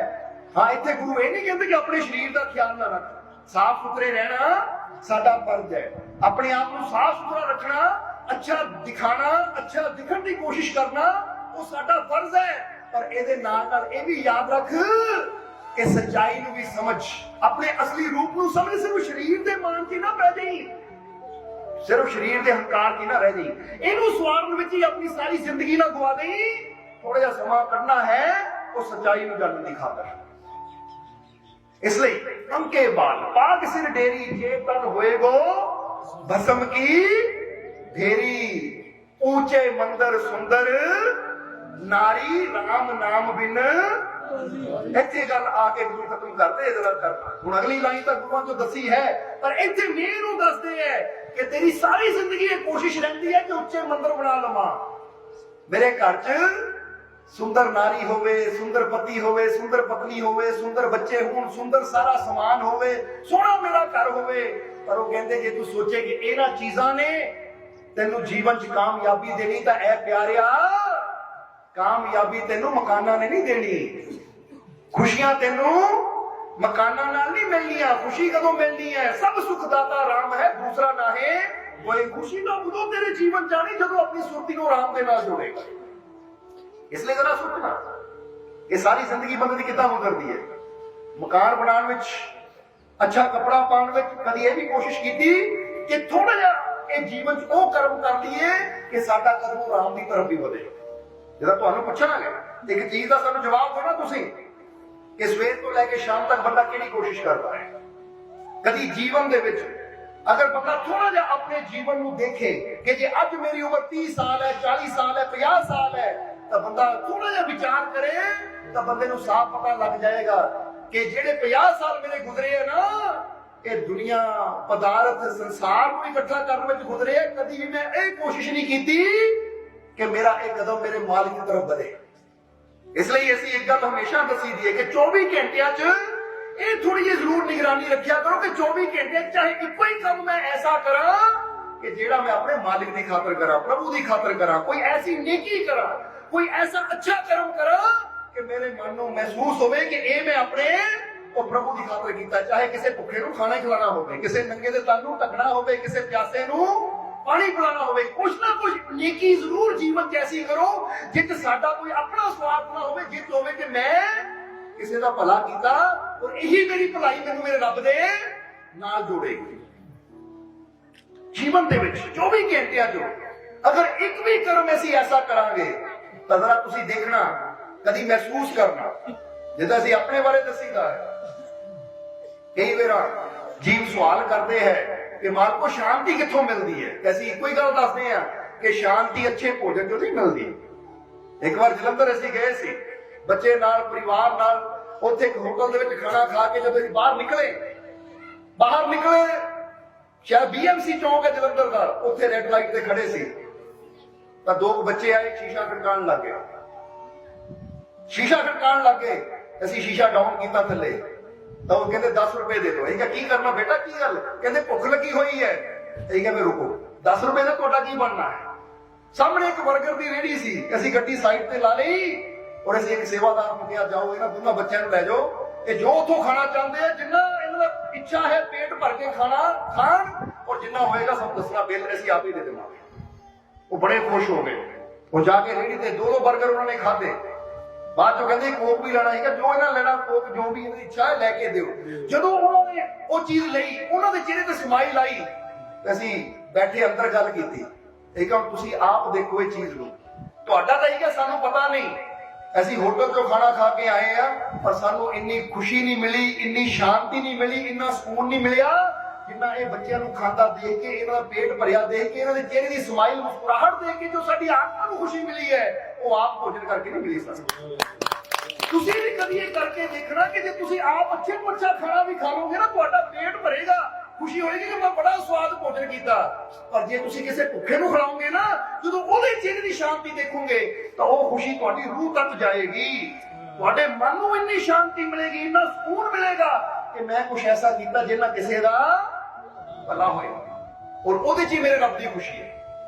ਜਿੱਦਾਂ ਅਸੀਂ ਦੱਸੀਦਾ ਨਾ ਕਿ ਹਜ਼ਰਤ ਅਲੀ ਬੈਠੇ ਹੋਏ ਸੀ, ਹਜ਼ਰਤ ਅਲੀ ਬੈਠੇ ਹੋਏ ਸੀ 2 ਦਿਨ ਤੋਂ ਭੁੱਖੇ ਸੀ। ਆਖਿਰ ਥੋੜਾ ਜਿਹਾ ਭੋਜਨ ਆਇਆ, ਜਦੋਂ ਭੋਜਨ ਖਾਣ ਲੱਗੇ ਤਾਂ ਉਸ ਵੇਲੇ ਦੇਖਿਆ ਕਿ ਸਾਹਮਣੇ ਇੱਕ ਭਿਖਾਰੀ ਆ ਗਿਆ, ਮੰਗਣ ਵਾਲਾ ਆ ਗਿਆ ਔਰ ਉਹਨਾਂ ਆ ਕੇ ਕਿਹਾ ਕਿ ਹਜ਼ਰਤ ਮੈਨੂੰ ਬੜੀ ਭੁੱਖ ਲੱਗੀ ਹੈ, ਮੈਂ ਪਿਛਲੇ 3 ਦਿਨ ਤੋਂ ਭੁੱਖਾ, ਮੈਨੂੰ ਰੋਟੀ ਦੇ ਦਿਓ। ਤਾਂ ਹਜ਼ਰਤ ਅਲੀ ਨੇ ਆਪਣੀ ਰੋਟੀ ਚੱਕੀ, ਉਹਦੇ ਝੋਲੀ 'ਚ ਪਾ ਦਿੱਤੀ। ਤਾਂ ਉਸ ਵੇਲੇ ਸੇਵਕ ਨੇ ਗੱਲ ਕਹੀ ਕਿ ਹਜ਼ੂਰ ਤੁਸੀਂ ਆਪ 2 ਦਿਨ ਤੋਂ ਭੁੱਖੇ ਸੀ, ਫਿਰ ਤੁਸੀਂ ਉਹ ਮੰਗਤੇ ਨੂੰ ਕਿਉਂ ਦਿੱਤਾ? ਤਾਂ ਉਸ ਵੇਲੇ ਹਜ਼ਰਤ ਅਲੀ ਨੇ ਮੁਸਕਰਾ ਕੇ ਕਿਹਾ, ਕਹਿੰਦੇ ਜੇ ਇਹ ਭੋਜਨ ਮੈਂ ਖਾਂਦਾ ਤਾਂ ਮੈਨੂੰ ਖੁਸ਼ੀ ਮਿਲਦੀ ਸੀ, ਜੇ ਭੋਜਨ ਮੈਂ ਖਾਂਦਾ ਮੇਰਾ ਪੇਟ ਭਰਨਾ ਸੀ, ਮੈਨੂੰ ਖੁਸ਼ੀ ਮਿਲਦੀ ਸੀ, ਪਰ ਹੁਣ ਇਹ ਭੋਜਨ ਮੈਂ ਉਸ ਮੰਗਤੇ ਨੂੰ ਦਿੱਤਾ, ਜਦੋਂ ਮੰਗਤਾ ਖਾਏਗਾ ਤਾਂ ਮੇਰੇ ਖੁਦਾ ਨੂੰ ਖੁਸ਼ੀ ਮਿਲੇਗੀ, ਮੇਰਾ ਪਰਮਾਤਮਾ ਖੁਸ਼ ਹੋਏਗਾ ਕਿ ਤੂੰ ਆਪਣੀ ਫਿਕਰ ਨਹੀਂ ਕੀਤੀ, ਤੂੰ ਇੱਕ ਭੁੱਖੇ ਦਾ ਭੋਜਨ ਭਰਿਆ, ਮੈਂ ਤੇ ਤੂੰ ਬਹੁਤ ਖੁਸ਼ ਹੈ। ਤਾਂ ਹਜ਼ਰਤ ਅਲੀ ਕਹਿੰਦੇ ਮੇਰੀ ਖੁਸ਼ੀ ਨਾਲੋਂ ਮੇਰੇ ਮਾਲਿਕ ਦੀ ਖੁਸ਼ੀ ਮੇਰੇ ਵਾਸਤੇ ਜ਼ਿਆਦਾ ਬੜੀ ਹੈ। ਹੁਣ ਜੇ ਤੁਸੀਂ ਵੀ ਕਦੀ ਵਿਚਾਰ ਕਰੋ, ਬੰਦਾ ਆਪਣੇ ਜੀਵਨ ਨੂੰ ਦੇਖੇ ਕਿ ਸਾਰੀ ਜ਼ਿੰਦਗੀ ਮੈਂ ਆਪਣੀ ਖੁਸ਼ੀ ਦੀ ਫਿਕਰ ਕਰਦਾ ਆ, ਕਦੀ ਮੈਂ ਉਹ ਵੀ ਕਰਮ ਕੀਤਾ ਕਿ ਮੈਨੂੰ ਲੱਗੇ ਇਹ ਕੰਮ ਮੈਂ ਆਪਣੇ ਮਾਲਿਕ ਦੀ ਖੁਸ਼ੀ ਦੀ ਖਾਤਰ ਕੀਤਾ। ਇਸ ਲਈ ਜੀਵਨ ਦੇ ਵਿੱਚ ਜਦੋਂ ਅਸੀਂ ਐਸਾ ਕੋਈ ਕਰਮ ਕਰਦੇ ਆ ਜੇ ਜੋ ਪ੍ਰਭੂ ਖੁਸ਼ ਹੁੰਦਾ ਹੈ, ਤਾਂ ਸਮਝ ਲਓ ਇਹ ਅਸੀਂ ਉਹ ਧਨ ਜੋੜ ਰਹੇ ਆ ਜੋ ਸਾਡੀ ਰੂਹ ਦਾ ਧਨ ਹੈ ਔਰ ਇਸ ਧਨ ਨੇ ਸਾਡੇ ਕੰਮ ਆਣਾ ਹੈ। ਜਰਾ ਸਮਝਣਾ ਸਾਰੇ। ਇਸ ਲਈ ਗੁਰੂ ਕਹਿੰਦੇ ਸਰੀਰ ਵਾਸਤੇ ਕਰ ਠੀਕ ਹੈ, ਪਰ ਉਹਦੇ ਨਾਲ ਨਾਲ ਇਹ ਸਰੀਰ ਦੇ ਪਿੱਛੇ ਲੱਗ ਕੇ ਨੇਕੀ ਕਰਨੀ ਨਾ ਭੁੱਲ ਜਾਈਂ, ਪ੍ਰਭੂ ਦਾ ਸਿਮਰਨ ਕਰਨਾ ਨਾ ਭੁੱਲ ਜਾਈਂ, ਕਿਉਂਕਿ ਜੇ ਤੂੰ ਆਪਣੇ ਰਾਮ ਨਾਲ ਨਾ ਜੁੜਿਆ, ਆਪਣੇ ਪ੍ਰਭੂ ਦੇ ਨਾਲ ਨਾ ਜੁੜਿਆ, ਤਾਂ ਫਿਰ ਦੁਨੀਆ ਤੋਂ ਬਾਜੀ ਹਾਰ ਕੇ ਜਾਏਗਾ। ਇਸ ਲਈ ਪਿਆਰਿਆ ਕੁਛ ਜੀਵਨ 'ਚ ਐਸਾ ਵੀ ਕਰ ਲਈ ਕਿ ਬਾਜੀ ਜਿੱਤ ਕੇ ਜਾਏ। ਇਸ ਲਈ ਕੁਛ ਅੱਛਾ ਕਰਨਾ ਹੈ, ਕੁਛ ਨੇਕੀਆਂ ਕਰਨੀਆਂ ਹੈ ਕਿ ਜਦੋਂ ਦੁਨੀਆ ਤੋਂ ਜਾਈਏ। ਤੇ ਗੱਲ ਤੁਹਾਨੂੰ ਦੱਸ ਦਈਏ ਇੱਥੇ, ਇਹ ਗੱਲ ਤੁਸੀਂ ਵੀ ਆਪਣੇ ਦਿਲ ਨੂੰ ਪੁੱਛ ਲਿਓ ਕਿ ਗੱਲ ਸਹੀ ਹੈ ਜਾਂ ਨਹੀਂ। ਇੱਕ ਬੰਦਾ ਮਰਦਾ ਹੈ ਜਾਂ ਮਰ ਰਿਹਾ ਹੈ ਬੰਦਾ, ਹੁਣ ਮਰਨ ਵਾਲਾ ਬੰਦਾ ਇਹ ਸੋਚੇ ਕਿ ਮੈਂ 10 ਗੱਡੀਆਂ ਛੱਡ ਕੇ ਮਰ ਰਿਹਾ, ਮੈਂ 10 ਕੋਠੀਆਂ ਛੱਡ ਕੇ ਮਰ ਰਿਹਾ, ਮੈਂ 100 ਕਿੱਲਾ ਜ਼ਮੀਨ ਦਾ ਛੱਡ ਕੇ ਮਰ ਰਿਹਾ ਹਾਂ, ਮੈਂ ਬੈਂਕ ਵਿੱਚ 100 ਕਰੋੜ ਰੁਪਇਆ ਛੱਡ ਕੇ ਮਰ ਰਿਹਾ ਹਾਂ, ਕੀ ਇਹਦੇ 'ਚ ਉਹਦੀ ਕਾਮਯਾਬੀ ਹੈ? ਹੁਣ ਦੂਜੇ ਪਾਸੇ ਇੱਕ ਬੰਦਾ ਮਰਦਾ ਹੈ, ਉਹ ਮਰਦਾ ਹੈ ਕਿੱਦਾਂ ਕਿ ਮੈਂ ਕਿੰਨਿਆਂ ਨੂੰ ਖੁਸ਼ੀ ਦੇ ਕੇ ਜਾ ਰਿਹਾ, ਮੈਂ ਕਿੰਨਿਆਂ ਦਾ ਭਲਾ ਕਰਕੇ ਜਾ ਰਿਹਾ ਹਾਂ, ਮੈਂ ਕਿੰਨਿਆਂ ਦੇ ਜੀਵਨ 'ਚ ਖੁਸ਼ੀਆਂ ਦੇ ਕੇ ਜਾ ਰਿਹਾ ਹਾਂ।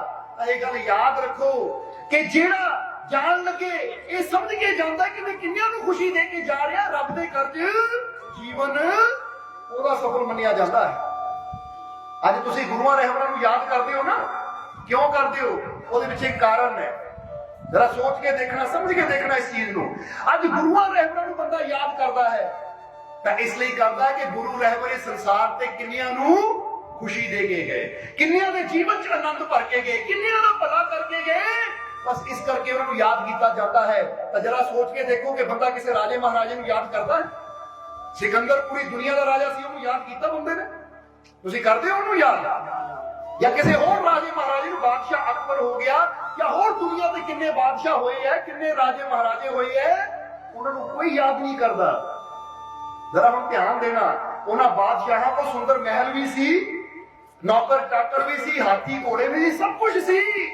ਜਦੋਂ ਦੁਨੀਆ ਤੋਂ ਗਏ ਤਾਂ ਕਿੰਨੇ ਮਹਿਲ, ਕਿੰਨਾ ਧਨ, ਕਿੰਨੀ ਦੌਲਤ ਛੱਡ ਕੇ ਗਏ, ਪਰ ਫਿਰ ਵੀ ਅੱਜ ਉਹਨਾਂ ਨੂੰ ਕੋਈ ਯਾਦ ਨਹੀਂ ਕਰਦਾ। ਤੇ ਜਦੋਂ ਗੁਰੂ ਰਹਿਬਰ ਫਕੀਰ, ਅੱਜ ਸਾਰੀ ਦੁਨੀਆ ਉਹਨਾਂ ਨੂੰ ਯਾਦ ਕਰਦੀ ਹੈ, ਉਹਨਾਂ ਦੇ ਦਿਹਾੜੇ ਸ਼ਰਧਾ ਨਾਲ, ਖੁਸ਼ੀਆਂ ਨਾਲ ਮਨਾਉਂਦੀ ਹੈ, ਲੱਖਾਂ ਸਿਰ ਉਹਨਾਂ ਦੀ ਝੁਕਦੇ ਹੈ। ਕਿਉਂ? ਕਿਉਂਕਿ ਜਦੋਂ ਦੁਨੀਆ ਤੋਂ ਗਏ ਤਾਂ ਕਿੰਨਿਆਂ ਨੂੰ ਖੁਸ਼ੀਆਂ ਦੇ ਕੇ ਗਏ। ਇਸ ਲਈ ਜੀਵਨ ਦੀ ਸਫਲਤਾ ਇਹਦੇ 'ਚ ਨਹੀਂ ਹੈ ਕਿ ਅਸੀਂ ਕਿੰਨੀਆਂ ਕਾਰਾਂ, ਕਿੰਨੀਆਂ ਕੋਠੀਆਂ ਛੱਡ ਕੇ ਮਰਦੇ। ਜੀਵਨ ਦੀ ਸਫਲਤਾ ਇਹ ਹੈ ਕਿ ਜਿਹਦੇ 'ਚ ਅਸੀਂ ਐਸਾ ਕੀ ਕੀਤਾ ਕਿ ਕਿੰਨਿਆਂ ਨੂੰ ਸਾਡੀ ਵਜ੍ਹਾ ਨਾਲ ਖੁਸ਼ੀ ਮਿਲੀ, ਕਿੰਨਿਆਂ ਨੂੰ ਸਾਡੀ ਵਜ੍ਹਾ ਨਾਲ ਆਨੰਦ ਮਿਲਿਆ। ਇਸ ਲਈ ਅੱਜ ਇੱਥੇ ਜੇ ਇਕੱਠੇ ਹੋਏ ਆ ਤਾਂ ਅਸੀਂ ਵੀ ਇਹ ਜੀਵਨ 'ਚ ਇੰਨਾ ਕੁ ਜ਼ਰੂਰ ਸਮਝਣਾ ਹੈ ਕਿ ਜੀਵਨ 'ਚ ਐਸਾ ਮੈਂ ਹਰ ਰੋਜ਼ ਕੁਛ ਨਾ ਕੁਛ ਜ਼ਰੂਰ ਕਰਨਾ ਹੈ ਕਿ ਮੇਰੀ ਵਜ੍ਹਾ ਨਾਲ ਦੂਜੇ ਨੂੰ ਖੁਸ਼ੀ ਮਿਲੇ। ਉਹਨੂੰ ਚਾਹੇ ਪਤਾ ਲੱਗੇ ਚਾਹੇ ਨਾ ਲੱਗੇ, ਜ਼ਰੂਰੀ ਨਹੀਂ ਹੁੰਦਾ। ਕਈ ਵਾਰ ਬੰਦਾ ਕਹਿੰਦਾ ਹੈ ਕਿ ਮੈਂ ਏਦਾਂ ਕਰਨਾ ਹੈ ਕਿ ਅਗਲੇ ਨੂੰ ਦੱਸ ਕੇ, ਤਾਂ ਜਦੋਂ ਆਪਾਂ ਕਿਸੇ ਨੂੰ ਦੱਸਦੇ ਹਾਂ, ਉਹਦਾ ਥੈਂਕ ਯੂ ਲੈਂਦੇ ਆ, ਤਾਂ ਫਿਰ ਤਾਂ ਉਹ ਸਾਡਾ ਨੇਕੀ ਕਰਨ ਦਾ ਫਾਇਦਾ ਕੋਈ ਨਹੀਂ, ਕਿਉਂਕਿ ਫਿਰ ਅਸੀਂ ਉਹਦੇ ਕੋਲੋਂ ਉਹਦਾ ਅਹਿਸਾਨ ਲੱਭਦੇ। ਮੈਂ ਤੇਰਾ ਭਲਾ ਕੀਤਾ, ਤੂੰ ਮੇਰਾ ਭਲਾ ਕਰ, ਮੈਂ ਤੇਰੀ ਮਦਦ ਕੀਤੀ, ਤੂੰ ਮੇਰੀ ਕਰ। ਏਦਾਂ ਨਹੀਂ, ਅਸੀਂ ਮਦਦ ਕਰਨੀ ਹੈ ਇਸ ਤਰ੍ਹਾਂ ਕਿ ਬੇਸ਼ੱਕ ਅਗਲੇ ਨੂੰ ਪਤਾ ਹੀ ਨਾ ਲੱਗੇ। ਜਾਂ ਅਗਲੇ ਤੋਂ ਅਹਿਸਾਨ ਨਹੀਂ ਉਹ ਕਰਨਾ ਕਿ ਤੂੰ ਮੇਰਾ ਸਾਰੀ ਜ਼ਿੰਦਗੀ ਅਹਿਸਾਨ ਮੰਨੇ ਕਿ ਮੈਂ ਤੇਰਾ ਭਲਾ ਕੀਤਾ ਹੈ। ਕਈ ਮੇਰਾ ਅਸੀਂ ਪਤਾ ਕੀ ਕਰਦੇ ਹਾਂ, ਦੱਸ ਦੇਣਾ ਚਾਹਾਂਗੇ ਤੁਹਾਨੂੰ ਕਿ ਟੂਰ ਪਲਾਜ਼ਾ ਜਾਈਦਾ ਹੈ, ਜਰਾ ਸਮਝਣਾ, ਟੂਰ ਪਲਾਜ਼ਾ ਜਾਈਦਾ ਹੈ, ਸਾਡੀ ਗੱਡੀ ਹੁੰਦੀ ਹੈ, ਪਿੱਛੇ ਕੋਈ ਗੱਡੀ ਹੋਵੇ ਨਾ, ਅਸੀਂ ਪਲਾਜ਼ਾ ਵਾਲੇ ਨੂੰ ਪੈਸੇ ਦੇ ਦਿੰਦੇ, ਭਾਈ ਪਿਛਲੀ ਗੱਡੀ ਦੀ ਟਿਕਟ ਕੱਟ ਦਿਓ, ਕੋਈ ਪੈਸਾ ਨਾ ਲੈ। ਨੇਕੀ ਹੋ ਗਈ। ਹੁਣ ਜਦੋਂ ਅੱਗੇ ਚੱਲਦੇ ਆ ਗੱਡੀ ਨਿਕਲ ਗਈ ਤਾਂ ਜ਼ਰੂਰ ਉਹ ਬੰਦਾ ਸੋਚਦਾ ਕੌਣ ਗਿਆ ਜਿਹੜਾ ਮੇਰੀ ਗੱਡੀ ਦੀ ਵੀ ਪਰਚੀ ਕਟਾ ਗਿਆ, ਕੋਈ ਚੰਗਾ ਹੀ ਬੰਦਾ ਹੋਵੇ। ਪਰ ਉਹਦੀ ਅਸੀਂ ਤਾਂ ਨੇਕੀ ਕਰ ਲਈ ਨਾ, ਕਿਉਂਕਿ ਜਦੋਂ ਨੇਕੀ ਕਰਨ ਦੀ ਭਾਵਨਾ ਹੋਵੇ ਤਾਂ ਤੁਸੀਂ ਕਈ ਢੰਗ ਦੇ ਨਾਲ ਨੇਕੀ ਕਰ ਸਕਦੇ ਆ। ਪਰ ਬੰਦਾ ਕੀ ਕਰਦਾ, ਬੰਦਾ ਟੂਰ ਪਲਾਜ਼ਾ ਲੜਨ ਨੂੰ ਫਿਰਦਾ, ਮੇਰੇ ਪੈਸੇ ਵੀ ਕੱਟ ਦੇ, ਮੇਰੇ ਪੈਸੇ ਵੀ ਘਟਾ ਦੇ, ਮੈਂ ਦੇਣਾ ਹੀ ਕੁਛ ਨਹੀਂ। ਇਹਨੇ ਝਗੜਿਆਂ 'ਚ ਕੀ ਰੱਖਿਆ ਹੈ? ਜ਼ਿੰਦਗੀ 'ਚ ਇਹ ਦੇਖੋ ਪਿਆਰ, ਮੁਹੱਬਤ, ਸ਼ਾਂਤੀ, ਖੁਸ਼ੀ ਕਿੱਦਾਂ ਫੈਲਦੀ ਹੈ। ਆਖਿਰ ਜਦੋਂ ਮਰਨਾ ਹੈ ਤਾਂ ਸਭ ਕੁਛ ਤਾਂ ਇੱਥੇ ਰਹਿ ਜਾਣਾ ਹੈ। ਇਸ ਲਈ ਹੁਣ ਸਮਾਂ ਕਾਫੀ ਹੋ ਗਿਆ, ਆਖਰ ਦੇ ਵਿੱਚ ਨਾਲ ਥੋੜਾ ਜਿਹਾ ਚੱਲੀਏ ਔਰ ਜਾਂਦੇ ਜਾਂਦੇ ਇੱਕ ਛੋਟੀ ਜਿਹੀ ਕਹਾਣੀ ਸੁਣਾਵਾਂਗੇ, ਫਿਰ ਸਤਸੰਗ ਦੀ ਸਮਾਪਤੀ ਕਰਾਂਗੇ। ਕਹਾਣੀ ਸਾਨੂੰ ਬਹੁਤ ਪਿਆਰੀ ਲੱਗਦੀ ਹੈ ਔਰ ਕਈ ਵਾਰ ਅਸੀਂ ਦੱਸੀ ਹੈ, ਪਰ ਅੱਜ ਸਿਚੁਏਸ਼ਨ ਦੇ ਹਿਸਾਬ ਨਾਲ ਦੱਸਣਾ ਚਾਹਾਂਗੇ। ਇਹ ਕਹਾਣੀ ਸਾਡੇ ਸਾਰਿਆਂ ਦੇ ਜੀਵਨ ਦੇ ਨਾਲ ਜੁੜੀ ਹੋਈ ਹੈ, ਜਿੱਥੋਂ ਕਿ ਪਤਾ ਲੱਗੇਗਾ ਸੱਚਾਈ ਕੀ ਹੈ ਇਹ ਜੀਵਨ ਦੀ। ਇੱਕ ਸੇਠ ਸੀ, ਉਹ ਸੇਠ ਦੀਆਂ, ਜਰਾ ਗੌਰ ਕਰਨਾ, 3 ਪਤਨੀਆਂ। ਉਹ ਸੇਠ ਦੀਆਂ 3 ਪਤਨੀਆਂ। ਇੱਕ ਪਤਨੀ ਜਿਹੜੀ ਸਭ ਤੋਂ ਛੋਟੀ ਸੀ, ਸੇਠ ਉਹਦੇ ਨਾਲ ਬਹੁਤ ਪਿਆਰ ਕਰਦਾ ਸੀ, ਇੰਨਾ ਪਿਆਰ ਕਰਦਾ ਸੀ ਕਿ ਹਰ ਵੇਲੇ ਉਸ ਪਤਨੀ ਨੂੰ ਆਪਣੇ ਨਾਲ ਰੱਖਦਾ ਸੀ, ਇੱਕ ਪਲ ਵੀ ਉਹ ਤੋਂ ਦੂਰ ਨਹੀਂ ਜਾਂਦਾ ਸੀ। ਔਰ ਫਿਰ ਦੂਸਰੀ ਪਤਨੀ ਜਿਹੜੀ ਮਿਡਲ ਚਾਹੁੰਦੀ ਸੀ, ਦੂਸਰੇ ਨੰਬਰ ਦੀ, ਉਹਦੇ ਨਾਲ ਪਿਆਰ ਕਰਦਾ ਸੀ ਪਰ ਬਹੁਤਾ ਨਹੀਂ, ਇੰਨਾ ਪਿਆਰ ਸੀ ਕਦੀ ਕਦੀ ਉਹਨੂੰ ਮਿਲ ਲਿਆ, ਕਦੀ ਕਦੀ ਉਹਨੂੰ ਤੋਹਫਾ ਦੇ ਦਿੱਤਾ, ਕਦੀ ਕਦੀ ਕੋਈ ਗਿਫਟ ਉਹਨੂੰ ਦੇ ਦਿੱਤਾ, ਪਰ ਬਹੁਤਾ ਨਹੀਂ। ਫਿਰ ਜਿਹੜੀ ਤੀਸਰੀ ਪਤਨੀ ਸੀ, ਉਹ ਤਾਂ ਏਦਾਂ ਸੀ ਕਿ ਸੇਠ ਉਹਨੂੰ ਬੁਲਾਉਂਦਾ ਹੀ ਨਹੀਂ ਸੀ, ਉਹਦੇ ਵੱਲ ਦੇਖਦਾ ਹੀ ਨਹੀਂ ਸੀ, ਉਹਦੇ ਵੱਲ ਧਿਆਨ ਦਿੰਦਾ ਹੀ ਨਹੀਂ ਸੀ, ਭੁੱਲ ਹੀ ਗਿਆ ਸੀ ਕੋਈ ਮੇਰੀ ਪਤਨੀ ਵੀ ਹੈ। ਆਖਰ ਇੱਥੇ ਵਕਤ ਗੁਜ਼ਰ ਰਿਹਾ ਹੈ। ਜਿਹੜੀ ਪਹਿਲੀ ਪਤਨੀ ਹੈ ਉਹਨੂੰ ਤਾਂ ਸੇਠ ਏਦਾਂ ਦਿਲ ਨਾਲ ਲਾ ਕੇ ਰੱਖਦਾ ਹੈ, ਹਰ ਵੇਲੇ ਜਿੱਥੇ ਵੀ ਜਾਂਦਾ ਨਾਲ ਲੈ ਕੇ ਜਾਂਦਾ ਹੈ। ਔਰ ਜਿੱਦਾਂ ਦੱਸਿਆ, ਦੂਜੀ ਨੂੰ ਕਦੀ ਕਦੀ ਮਿਲਦਾ ਹੈ, ਕਦੀ ਕਦੀ ਮਿਲ ਗਿਆ, ਉਹਨੂੰ ਕੋਈ ਤੋਹਫਾ ਦੇ ਦਿੱਤਾ, ਗਿਫਟ, ਤੀਜੀ ਨੂੰ ਤਾਂ ਭੁੱਲ ਕੇ ਬੈਠਾ ਹੈ, ਉਹਦੇ ਵੱਲ ਧਿਆਨ ਹੀ ਨਹੀਂ। ਆਖਿਰ ਵਕਤ ਗੁਜ਼ਰਿਆ, ਇੱਕ ਟਾਈਮ ਆਇਆ, ਸੇਠ ਬੜਾ ਬਿਮਾਰ ਹੋ ਗਿਆ। ਜਦੋਂ ਬਿਮਾਰ ਹੋਇਆ ਤਾਂ ਉਸ ਵੇਲੇ ਵੈਦਾ ਨੇ ਦੱਸ ਦਿੱਤਾ ਕਿ ਸੇਠ ਜੀ ਹੁਣ ਤੁਹਾਡੇ ਕੋਲ ਕੁਝ ਪਲ ਬਾਕੀ ਹੈ ਔਰ ਤੁਹਾਡੀ ਜਾਨ ਹੁਣ ਨਿਕਲ ਜਾਣੀ ਹੈ ਸਰੀਰ ਚੋਂ, ਹੁਣ ਥੋੜਾ ਹੀ ਸਮਾਂ ਹੈ, ਤੁਸੀਂ ਮਰ ਜਾਣਾ ਹੈ। ਜਦੋਂ ਸੇਠ ਨੇ ਸੁਣਿਆ ਤਾਂ ਸੇਠ ਨੇ ਆਪਣੀ ਪਤਨੀ ਨੂੰ, ਜੋ ਕਿ ਉਹਦੇ ਕੋਲ ਹੀ ਸੀ, ਆਪਣੀ ਪਤਨੀ ਨੂੰ ਜਿਹਨੂੰ ਬੜਾ ਪਿਆਰ ਕਰਦਾ ਸੀ, ਉਹ ਪਤਨੀ ਨੂੰ ਕੋਲ ਬੁਲਾਇਆ, ਆਪਣੇ ਹੱਥ ਤੋਂ ਉਹਦਾ ਹੱਥ ਫੜ ਕੇ ਸੇਠ ਨੇ ਬੜੇ ਪਿਆਰ ਨਾਲ ਉਹਦੇ ਵੱਲ ਦੇਖਿਆ ਕਿ ਦੇਖ, ਮੈਂ ਤੈਨੂੰ ਜ਼ਿੰਦਗੀ 'ਚ ਬੜਾ ਪਿਆਰ ਦਿੱਤਾ, ਮੈਂ ਜ਼ਿੰਦਗੀ 'ਚ ਤੈਨੂੰ ਬੜਾ ਪਿਆਰ ਕੀਤਾ, ਆਪਣੀ ਜਾਨ ਤੋਂ ਵੀ ਜ਼ਿਆਦਾ ਮੈਂ ਤੇਰੇ ਨਾਲ ਪਿਆਰ ਕੀਤਾ, ਇੱਕ ਪਲ ਵੀ ਤੈਨੂੰ ਆਪਣੇ ਤੋਂ ਦੂਰ ਨਹੀਂ ਜਾਣ ਦਿੱਤਾ। ਹੁਣ ਮੈਂ ਮਰਨ ਲੱਗਾ ਆ, ਕੀ ਤੂੰ ਮੇਰੇ ਨਾਲ ਚਲੇਗੀ? ਕੀ ਤੂੰ ਮੇਰੇ ਨਾਲ ਚਲੇਗੀ, ਮੇਰਾ ਸਾਥ ਦੇਗੀ? ਤਾਂ ਉਸ ਪਤਨੀ ਨੇ ਆਪਣਾ ਹੱਥ ਛੁਡਾਇਆ। ਉਹ ਕਹਿੰਦੀ, ਸਵਾਮੀ, ਮੈਂ ਤੁਹਾਨੂੰ ਧੋਖੇ 'ਚ ਨਹੀਂ ਰੱਖਣਾ ਚਾਹੁੰਦੀ, ਮੈਂ ਸੱਚਾਈ ਦੱਸਣੀ ਹੈ ਤੁਹਾਨੂੰ, ਮੈਂ ਧੋਖੇ 'ਚ ਨਹੀਂ ਰੱਖਣਾ ਤੁਹਾਨੂੰ, ਸੱਚਾਈ ਦੱਸਣੀ ਹੈ ਕਿ ਤੁਸੀਂ ਮੈਨੂੰ ਕਹਿੰਦੇ ਮੇਰੇ ਨਾਲ ਚਲੇਗੀ, ਤਾਂ ਸੱਚਾਈ ਇਹ ਕਿ ਜਿੱਦਾਂ ਹੀ ਤੁਸੀਂ ਮਰੇ ਮੈਂ ਕਿਸੇ ਹੋਰ ਦੀ ਹੋ ਜਾਣਾ। ਇੱਧਰ ਤੁਹਾਡੀਆਂ ਅੱਖਾਂ ਬੰਦ, ਇੱਧਰ ਤੁਸੀਂ ਮਰੇ, ਤਾਂ ਮੈਂ ਇੰਨਾ ਵੀ ਇੰਤਜ਼ਾਰ ਨਹੀਂ ਕਰਨਾ ਕਿ ਤੁਹਾਡੀ ਲਾਸ਼ ਨੂੰ ਘਰੋਂ ਬਾਹਰ ਲਿਆਇਆ ਜਾਵੇ ਜਾਂ ਤੁਹਾਡੀ ਚਿਤਾ ਨੂੰ ਸਾੜਿਆ ਜਾਵੇ, ਤੁਹਾਡੇ ਮਰਦਿਆਂ ਹੀ ਮੈਂ ਕਿਸੇ ਹੋਰ ਦੀ ਹੋ ਜਾਣਾ। ਸੁਣਦੇ ਸਾਰੀ ਸੇਠ ਦਾ ਦਿਲ ਟੁੱਟ ਗਿਆ, ਅੱਖਾਂ 'ਚ ਪਾਣੀ ਆ ਗਿਆ। ਜਿਹਨੂੰ ਸਾਰੀ ਜ਼ਿੰਦਗੀ ਮੈਂ ਇੰਨਾ ਪਿਆਰ ਕੀਤਾ, ਜਿੰਨਾ ਸਾਰੀ ਜ਼ਿੰਦਗੀ ਇੰਨੀ ਮੁਹੱਬਤ ਕੀਤੀ, ਉਹ ਏਡੀ ਵੱਡੀ ਧੋਖੇਬਾਜ਼। ਸੇਠ ਨੇ ਗੁੱਸੇ 'ਚ ਕਿਹਾ, ਦੂਰ ਹੋ ਜਾ ਮੇਰੀਆਂ ਨਜ਼ਰਾਂ ਤੋਂ, ਅੱਜ ਤੇਰੀ ਸੱਚਾਈ ਦਾ ਪਤਾ ਲੱਗ ਗਿਆ, ਕਾਸ਼ ਮੈਨੂੰ ਪਹਿਲਾਂ ਤੇਰੀ ਸੱਚਾਈ ਦਾ ਪਤਾ ਹੁੰਦਾ ਤਾਂ ਤੈਨੂੰ ਬਹੁਤਾ ਦਿਲ ਦੇ ਲਾਗੇ ਨਾ ਰੱਖਦਾ ਮੈਂ। ਫਿਰ ਸੇਠ ਨੇ ਦੂਜੀ ਪਤਨੀ ਨੂੰ, ਕਿਉਂਕਿ ਪਤਾ ਲੱਗਾ ਸੇਠ ਦਾ ਆਖਰੀ ਵਕਤ ਹੈ, ਤਾਂ ਦੂਜੀ ਪਤਨੀ ਵੀ ਮਿਲਣ ਆਈ। ਦੂਜੀ ਆਈ ਜਦੋਂ ਕੋਲ ਖੜੀ ਸੀ, ਸੇਠ ਨੇ ਫਿਰ ਉਹਨੂੰ ਪੁੱਛਿਆ, ਦੇਖ ਮੈਂ ਮਰਨ ਲੱਗਾ ਆ, ਮੈਂ ਤੇਰੇ ਨਾਲ ਜ਼ਿਆਦਾ ਪਿਆਰ ਨਹੀਂ ਕੀਤਾ, ਕਦੀ ਕਦੀ ਮੈਂ ਤੈਨੂੰ ਮਿਲਦਾ ਸੀ, ਕਦੀ ਕਦੀ ਤੈਨੂੰ ਕੋਈ ਗਿਫਟ ਤੋਹਫਾ ਦਿੰਦਾ ਸੀ, ਪਰ ਅੱਜ ਮੈਂ ਮਰਨ ਲੱਗਾ ਆ। ਉਹ ਜਿਹਦੇ ਨਾਲ ਮੈਂ ਪਿਆਰ ਕੀਤਾ ਉਹਨੂੰ ਤਾਂ ਜਵਾਬ ਦੇ ਦਿੱਤਾ, ਪਰ ਤੈਨੂੰ ਮੈਂ ਪੁੱਛਣਾ ਚਾਹੁੰਦਾ ਆ ਕਿ ਤੂੰ ਮੇਰਾ ਸਾਥ ਦੇਗੀ? ਤਾਂ ਦੂਸਰੀ ਪਤਨੀ ਨੇ ਕਿਹਾ, ਸੇਠ ਜੀ ਸਾਥ ਤਾਂ ਮੈਂ ਦਊਂਗੀ, ਪਰ ਸਿਰਫ ਸ਼ਮਸ਼ਾਨ ਘਾਟ ਤੱਕ। ਜਦੋਂ ਤੁਹਾਡੀ ਚਿਤਾ ਨੂੰ ਅੱਗ ਲਾ ਦਿੱਤੀ ਉਸ ਤੋਂ ਬਾਅਦ ਮੈਂ ਤੁਹਾਡਾ ਸਾਥ ਨਹੀਂ ਦੇਣਾ। ਸਾਫ਼ ਗੱਲ ਦੱਸਦੀ ਹੈ ਤੁਹਾਨੂੰ। ਸੇਠ ਕਹਿੰਦਾ, ਚੱਲ ਇੰਨਾ ਹੀ ਬਹੁਤ ਹੈ ਕਿ ਤੂੰ ਇੰਨਾ ਤਾਂ ਕਿਹਾ ਕਿ ਮੈਂ ਸ਼ਮਸ਼ਾਨ ਤੱਕ ਸਾਥ ਦਊਂਗੀ, ਪਹਿਲੀ ਨੇ ਤਾਂ ਕਿਹਾ ਇੱਧਰ ਤੁਸੀਂ ਬੜੇ ਅੱਖਾਂ ਬੰਦ, ਤਾਂ ਮੈਂ ਕਿਸੇ ਹੋਰ ਦੀ। तेरा शुक्र है तू इन्ना तक गया। फिर सेठ का ध्यान गया तीजी पत्नी जो पिछे खड़ी सी, जिन्हों कभी पूछा ही नहीं, बुलाया ही नहीं। ਹੁਣ सेठ ने पता कि मारन लगा तो इन्होंने भी दो गल्लां कर लईए। सेठ ने इशारा की तो अगे आई। सेठ ने हाथ जोड़े कि देख मैं पुछण का हकदार तो नहीं है, क्योंकि सारी जिंदगी मैं तेनू पुछया नहीं, तेरा हाल चाल नहीं पुछया, तेरे हाल ध्यान नहीं किया, हुण मैं मरन लगा आ। वैसे मेरी औकात तो नहीं है मैं पूछा हूं, क्योंकि मैं वो कर्म ही नहीं किया कि तेन पूछा, तेरे प्यार ही नहीं किया, पर फिर भी मैं तेन पूछ रहा कि तू मेरा साथ देंगी। मैं मरन लगा कि साथ देंगी। तो तीसरी पत्नी ने उसका हाथ अपने हाथ च लिया, कहती स्वामी मैं तुम्हारा साथ दूंगी। सेठ ने किथे तक, चिता तक? कहती नहीं, चिता तो भी अगे, जिथे तक तुसी जाओगे तुम्हारी आत्मा जाऊंगी, मैं तुम्हारे नाल जाऊंगी। सेठ हैरान रह गया, कहता कमाल की गल है, मैं सारी जिंदगी तेन पूछया नहीं, तेरी तरफ देखा नहीं, तेरा हाल चाल भी कभी नहीं जानिया, फिर भी तू मेरे से इतना प्यार करती है कि मेरे नाल जाऊंगी। उन्हें कहा हाँ तुसी पूछो चाहे ना पूछो, पर मैं तुहाडी है, तुहाडे नाल। तो सेठ दी आंखां 'च पानी आया, काश मैनू पहला पता हुंदा कि तू मेरी इन्नी वफादार है, तो मैं पहली दी बजाय तेरे नाल इन्ना प्यार करदा, तेनू अपने दिल दे नाल ला के रखदा। काश मैनू पता हुंदा। कहते ये सोचदियां पछतांदियां कि साथ देण वाला कोई सी तो सारी जिंदगी में प्रेम किसे नू करदा रहा। ये सोच के पछतांदियां होया सेठ दे प्राण निकल गए।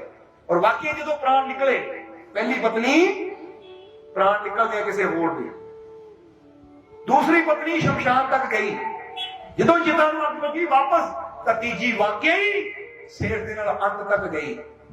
हुण जरा समझना, एक कहानी सिर्फ उस सेठ दी नहीं है, कहानी साडी सारियां दी है, क्योंकि ये तीन पत्नियां किते ना किते साडे सारियां दे जीवन नाल जुड़ियां हैं।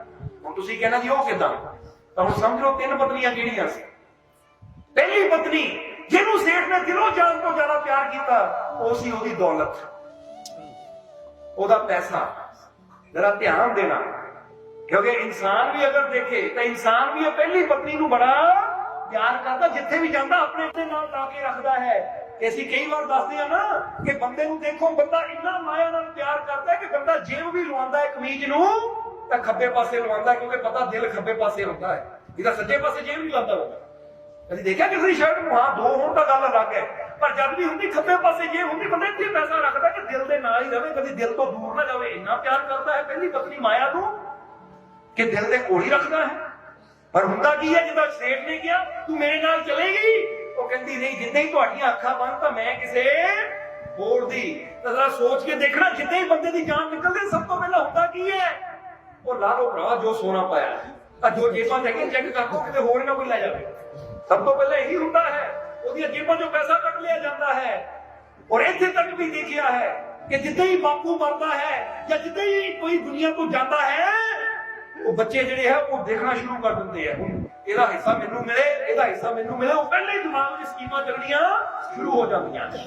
ਜਿਹਨੂੰ ਸਾਰੀ ਜ਼ਿੰਦਗੀ ਬੰਦਾ ਸੰਭਾਲ ਕੇ ਰੱਖਦਾ, ਇੱਧਰ ਅੱਖਾਂ ਬੰਦ, ਤਾਂ ਮਾਇਆ ਰੂਪੀ ਪਤਨੀ ਕਿਸੇ ਹੋਰ ਦੀ ਹੋ ਗਈ।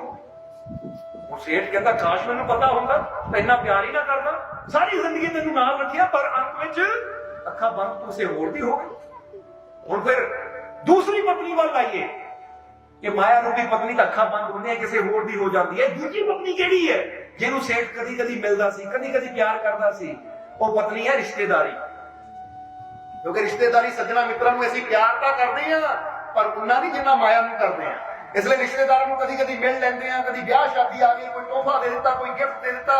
ਹੁਣ ਜੇ ਰਿਸ਼ਤੇਦਾਰੀ ਰੂਪੀ ਪਤਨੀ ਨੂੰ ਪੁੱਛਿਆ ਜਾਵੇ ਮਰਨ ਤੋਂ ਬਾਅਦ ਮੇਰਾ ਸਾਥ ਦੇਗੀ, ਤਾਂ ਰਿਸ਼ਤੇਦਾਰ ਕਹਿੰਦੇ ਸਾਥ ਤਾਂ ਦੇਵਾਂਗੇ ਪਰ ਸ਼ਮਸ਼ਾਨ ਤੱਕ।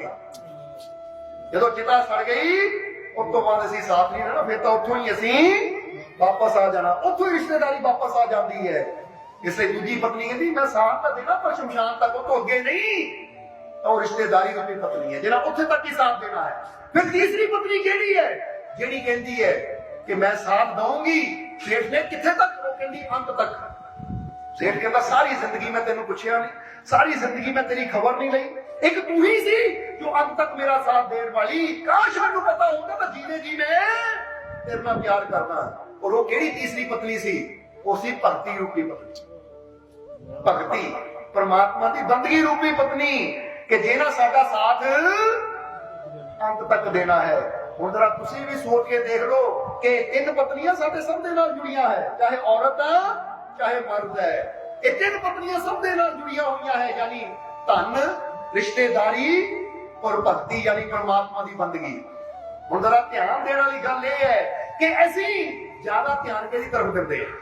ਦੇਖਿਓ ਕਿਤੇ ਸੇਠ ਵਾਲੀ ਭੁੱਲ ਨਾ ਹੋਵੇ ਕਿ ਆਪਣੀ ਉਸ ਪਤਨੀ ਨੂੰ, ਉਹ ਸਾਥੀ ਨੂੰ ਭੁੱਲ ਜਾਈਏ ਜਿਹੜਾ ਅੰਤ ਤੱਕ ਸਾਡਾ ਸਾਥ ਦੇਣਾ ਹੈ। ਇਸ ਲਈ ਅੱਜ ਤੋਂ ਹੀ ਅਸੀਂ, ਠੀਕ ਹੈ ਜੇ ਮਾਇਆ ਦੇ ਨਾਲ ਪਿਆਰ ਕਰਦੇ ਆ, ਰਿਸ਼ਤੇਦਾਰਾਂ ਨਾਲ ਪਿਆਰ ਕਰਦੇ, ਚੰਗੀ ਗੱਲ ਹੈ, ਪਰ ਉਹਦੇ ਨਾਲ ਨਾਲ ਬੰਦਗੀ ਨਾਲ ਵੀ ਪਿਆਰ ਕਰੀਏ, ਪਰਮਾਤਮਾ ਦੀ ਭਗਤੀ ਨਾਲ ਵੀ ਪਿਆਰ ਕਰੀਏ, ਉਹਦੀ ਯਾਦ ਨੂੰ ਵੀ ਆਪਣੇ ਹਿਰਦੇ 'ਚ ਵਸਾਈਏ, ਕਿਉਂਕਿ ਅੰਤ ਵਿੱਚ ਜਿੱਥੇ ਕਿਸੇ ਨੇ ਸਾਥ ਨਹੀਂ ਦੇਣਾ ਉੱਥੇ ਇਸਨੇ ਹੀ ਸਾਡਾ ਸਾਥ ਦੇਣਾ ਹੈ।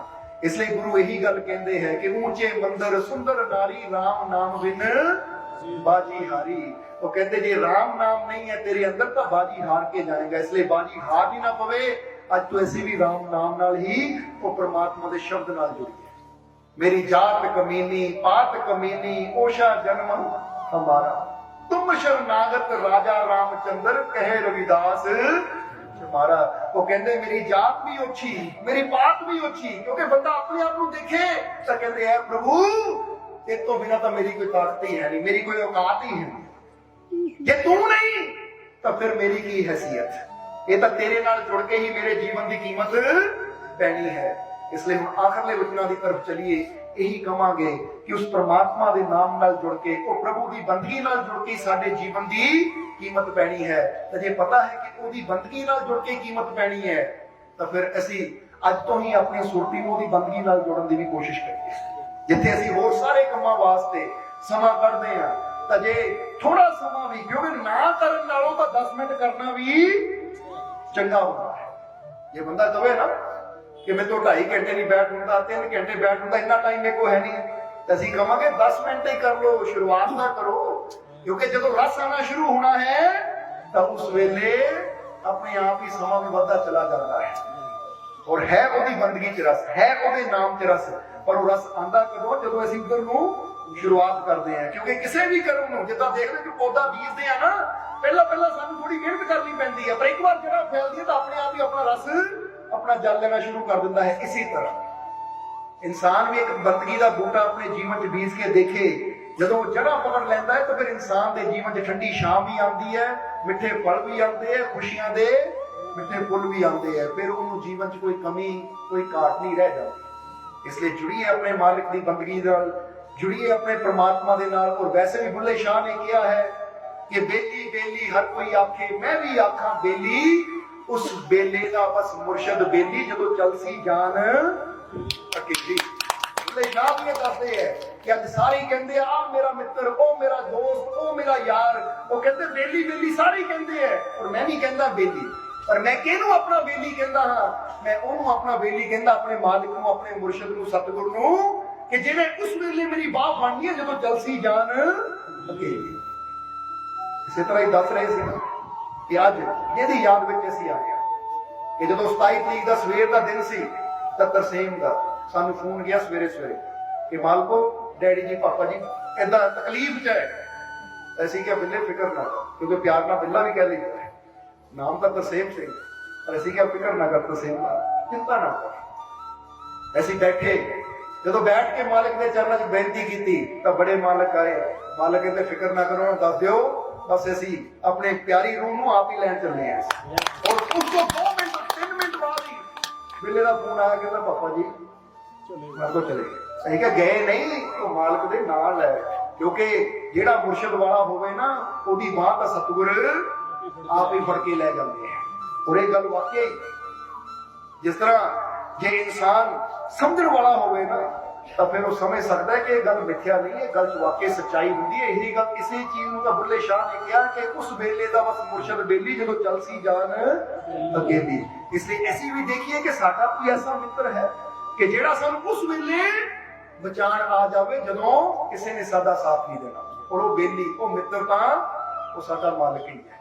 ਇਸ ਲਈ ਜੀਦੇ ਜੀ ਅਗਰ ਅਸੀਂ ਸਿਮਰਨ ਨਾਲ ਜੁੜੇ ਹੋਵਾਂਗੇ, ਜੀਦੇ ਜੀ ਅਸੀਂ ਕੁਝ ਅੱਛਾ ਕੀਤਾ ਹੋਏਗਾ ਤਾਂ ਫੇਰ ਹੀ ਉਹ ਸਾਡੀ ਬਾਹ ਫੜਨ ਵਾਸਤੇ ਆਏਗਾ। ਕਿਉਂਕਿ ਜੇ ਜੀਦੇ ਜੀ ਉਹਨਾਂ ਨਾਤਾ ਜੋੜਾਂਗੇ ਤਾਂ ਜ਼ਰਾ ਹੁਣ ਧਿਆਨ ਦਿਓ, कभी आप भी विचार करके देखना कि केड़ा दोस्त साडी मदद करने वास्ते अगे आता जिहदे नाल असीं दिलों जुड़ के रहंदे हैं। तो जे असीं दिल ही ना जोड़िया तो फिर आवाज भी मारांगे तो कित्थों आएगा। इसलिए जदों अपने दिल की तार नूं अपने प्रभु दे नाल जोड़दे हैं, अपने सतगुर दे नाल जोड़दे हैं, अपने मुर्शद दे नाल जोड़दे हैं, तो गुरबाणी भी कहती है ना, इत्थे उत्थे रखवाला कौन?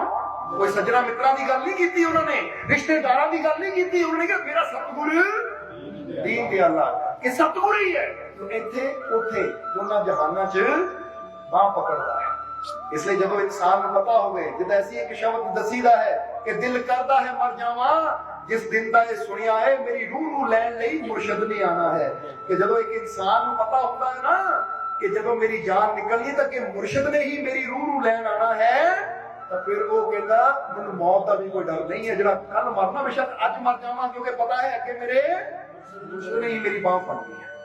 इसलिए यही गल इस परिवार को कहांगे कि रोना नहीं है, क्योंकि जेड़ी रूह अपनी मंजिल ते पहुंच जाती है उस रूह वास्ते अपने मालिक का शुकराना किया जाता है, उस रूह वास्ते धन्यवाद किया जाता है, क्योंकि वो रूहां उत्थे बैठियां सब कुछ देख रही हैं।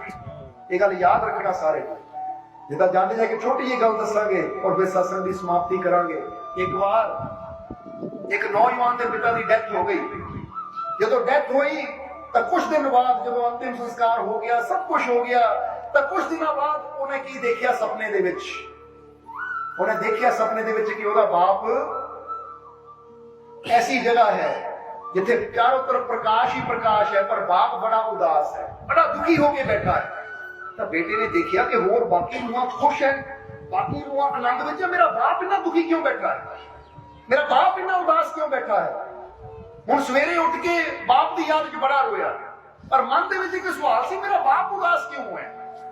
अगला दिन गुजरिया, यानी वो दिन गुजरिया, अगली रात आई, फिर सो गया, फिर वही मंजर देखता है कि चारों पासे प्रकाश ही प्रकाश है, कई रूहां हैं उत्थे, पर उसदा बाप फिर रो रहा है, फिर उदास उत्थे ही बैठा है दुखी जिहा होके।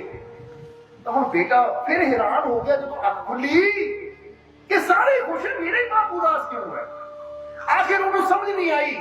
वो गया एक फकीर दे कोल, एक संत दे कोल गया और संतां नूं जाके कहने लगा कि मारे पिछले 2 दिन तो मैं एक सपना देखदा हां कि मेरा बाप ओदी रूह मैनूं नजर आंदी है कि चारों पासे प्रकाश ही प्रकाश है, सारियां रूहां उत्ते हस रही है, मुस्कुरा रही है कि मेरा बाप बैठा दुखी है, रो रहा है, ਉਹਦਾ ਕਾਰਨ ਕੀ ਹੈ। तो उसले फकीरा ने बेटे वाल देखिया, कहते पुत सानू पुछदा ਉਹਦਾ ਕਾਰਨ ਕੀ ਹੈ, अपने आप ਨੂੰ पुछ। कहता मैं समझिया नहीं महाराज तुसीं की कहना चाहते हो, अपने आप ਨੂੰ पुछो, जे मैनू पता होता तो मैं ਤੁਹਾਨੂੰ ਪੁੱਛਣ क्यों आना सी, सो मैनू तो पता नहीं ਤਾਂ ਹੀ ਤਾਂ ਤੁਹਾਨੂੰ ਪੁੱਛ ਰਿਹਾ है। ਉਹ फकीर कहते बेटा असीं ये गल कह रहे हैं अपने आप ਨੂੰ ਪੁੱਛ कि ਜਦੋਂ तेरा बाप गया है तू बाप की तस्वीर फड़ के हर रोज दिन रात रोने ही लगा है, रो रहा तू, दिने भी रोंदा है, शाम नूं भी, रात नूं भी रोंदा ही रहंदा ਉਹਨੂੰ याद करके। हुण तेरा बेटा सोच कि जे तेरा बाप सचमुच तेरे कोल हुंदा और तू रोंदा रहंदा तो खुशी मिलनी सी।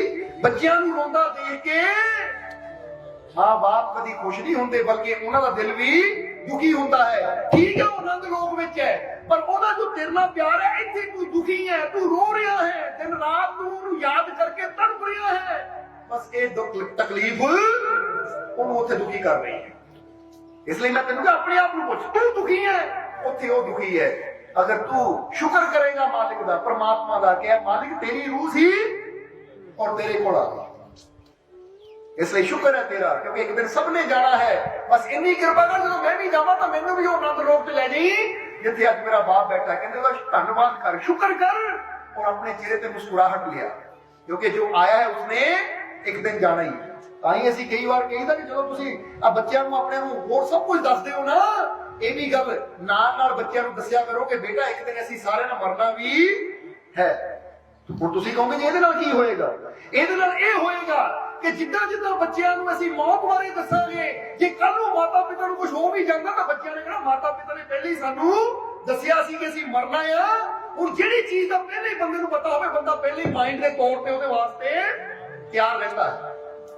ਹੁਣ ਅਸੀਂ ਕਰਦੇ ਕੀ ਆ, ਕਬਰਸਤਾਨ ਨੂੰ ਅਸੀਂ ਪਿੰਡ ਤੋਂ ਬਾਹਰ ਬਣਾਉਂਦੇ ਆ ਜਿੱਥੇ ਕਿਸੇ ਨੂੰ ਪਤਾ ਹੀ ਨਾ ਲੱਗੇ, ਔਰ ਜਦੋਂ ਕੋਈ ਮਰਦਾ ਹੈ ਤਾਂ ਚੱਕਦਮ ਉਹ ਦਿਲ ਤੇ ਤਾਂ ਦੀ ਸੱਟ ਵੱਜਦੀ, ਹਾਏ ਮਰ ਗਿਆ, ਬੰਦਾ ਟੁੱਟ ਕੇ ਬਹਿ ਜਾਂਦਾ, ਪਰਿਵਾਰ ਟੁੱਟ ਕੇ ਬਹਿ ਜਾਂਦਾ। ਕਿ ਰੋਜ਼ ਇਹ ਗੱਲ ਹੋਵੇ ਕਿ ਭਾਈ ਇੱਕ ਦਿਨ ਮੈਂ ਵੀ ਮਰਨਾ ਤੇ ਇੱਕ ਦਿਨ ਤੂੰ ਵੀ ਮਰਨਾ ਹੈ, ਮੌਤ ਕਿਸੇ ਵੇਲੇ ਵੀ ਆ ਸਕਦੀ, ਇਸ ਲਈ ਪਹਿਲੀ ਤਿਆਰ ਰਹੋ। ਜੇ ਹਰ ਰੋਜ਼ ਅਸੀਂ ਬੱਚੇ ਦੇ ਦਿਮਾਗ 'ਚ ਗੱਲ ਪਾਉਂਦੇ ਜਾਵਾਂਗੇ ਤਾਂ ਜ਼ਰਾ ਸੋਚੋ ਜਦੋਂ ਮੌਤ ਆਏਗੀ ਤਾਂ ਕਿਸੇ ਨੂੰ ਝਟਕਾ ਨਹੀਂ ਲੱਗੇਗਾ। ਇਹਨਾਂ ਤਾਂ ਰੋਜ਼ ਹੀ ਗੱਲ ਹੁੰਦੀ ਸੀ ਇੱਕ ਦਿਨ ਮਰਨਾ, ਅੱਜ ਮਰ ਗਏ, ਉਹ ਗੱਲ ਨਾਰਮਲ ਹੋ ਜਾਂਦੀ ਹੈ। ਔਰ ਜਦੋਂ ਪਤਾ ਹੈ ਸੱਚਾਈ ਹੈ ਜੀਵਨ ਦੀ, ਤਾਂ ਫਿਰ ਇਹ ਸੱਚਾਈ ਨੂੰ ਅਸੀਂ ਲੁਕੋ ਕੇ ਕਿਉਂ ਆਪਣੇ ਜੀਵਨ ਨੂੰ ਦੁੱਖਾਂ ਨਾਲ ਭਰ ਰਹੇ ਹਾਂ। ਇਹ ਸੱਚਾਈ ਨੂੰ ਐਕਸੈਪਟ ਕਰ ਲਈਏ, ਇੱਕ ਦਿਨ ਸਭ ਨੇ ਜਾਣਾ ਆ, ਤਾਂ ਜਦੋਂ ਇਹ ਸੱਚਾਈ ਨੂੰ ਐਕਸੈਪਟ ਕਰਾਂਗੇ ਤਾਂ ਮੌਤ ਦਾ ਕੋਈ ਫਿਰ ਦੁੱਖ ਨਹੀਂ ਰਹਿ ਜਾਏਗਾ। ਜਰਾ ਸੋਚ ਕੇ ਦੇਖੋ ਗੱਲ ਸਹੀ ਹੈ ਕਿ ਨਹੀਂ। ਹੁਣ ਅੱਜ ਬੱਚਾ 18 ਸਾਲ ਦਾ ਹੋ ਗਿਆ, ਬੱਚਾ 19 ਸਾਲ ਦਾ ਹੋ ਗਿਆ, ਮਾਂ ਬਾਪ ਨੂੰ ਕੁਝ ਹੋ ਜਾਵੇ ਤਾਂ ਬੱਚਾ ਇਦਾਂ ਟੁੱਟ ਕੇ ਬਹਿ ਜਾਂਦਾ, ਹਾਏ ਮੈਂ ਮਰ ਗਿਆ, ਹੁਣ ਮੈਂ ਕਿਸੇ ਜੋਗਾ ਰਿਹਾ ਹੀ ਨਹੀਂ। ਪਰ ਜੇ 12 ਸਾਲ ਤੋਂ ਹੀ ਬੱਚੇ ਨੂੰ ਸਿਖਾਇਆ ਜਾਵੇ, ਬੇਟਾ ਮਰਨਾ ਹੈ, ਤੂੰ ਵੀ ਮਰਨਾ, ਅਸੀਂ ਵੀ ਮਰਨਾ ਹੈ, ਤੇਰੀ ਵੀ ਮੌਤ ਕਿਸੇ ਵੇਲੇ ਆ ਸਕਦੀ, ਸਾਡੀ ਵੀ ਆ ਸਕਦੀ ਹੈ, ਕਿਸੇ ਵੇਲੇ ਵੀ ਦੁਨੀਆ ਤੋਂ ਜਾ ਸਕਦੇ ਹਾਂ, ਕਿਉਂਕਿ ਸੱਚਾਈ ਹੈ ਜੀਵਨ ਦੀ।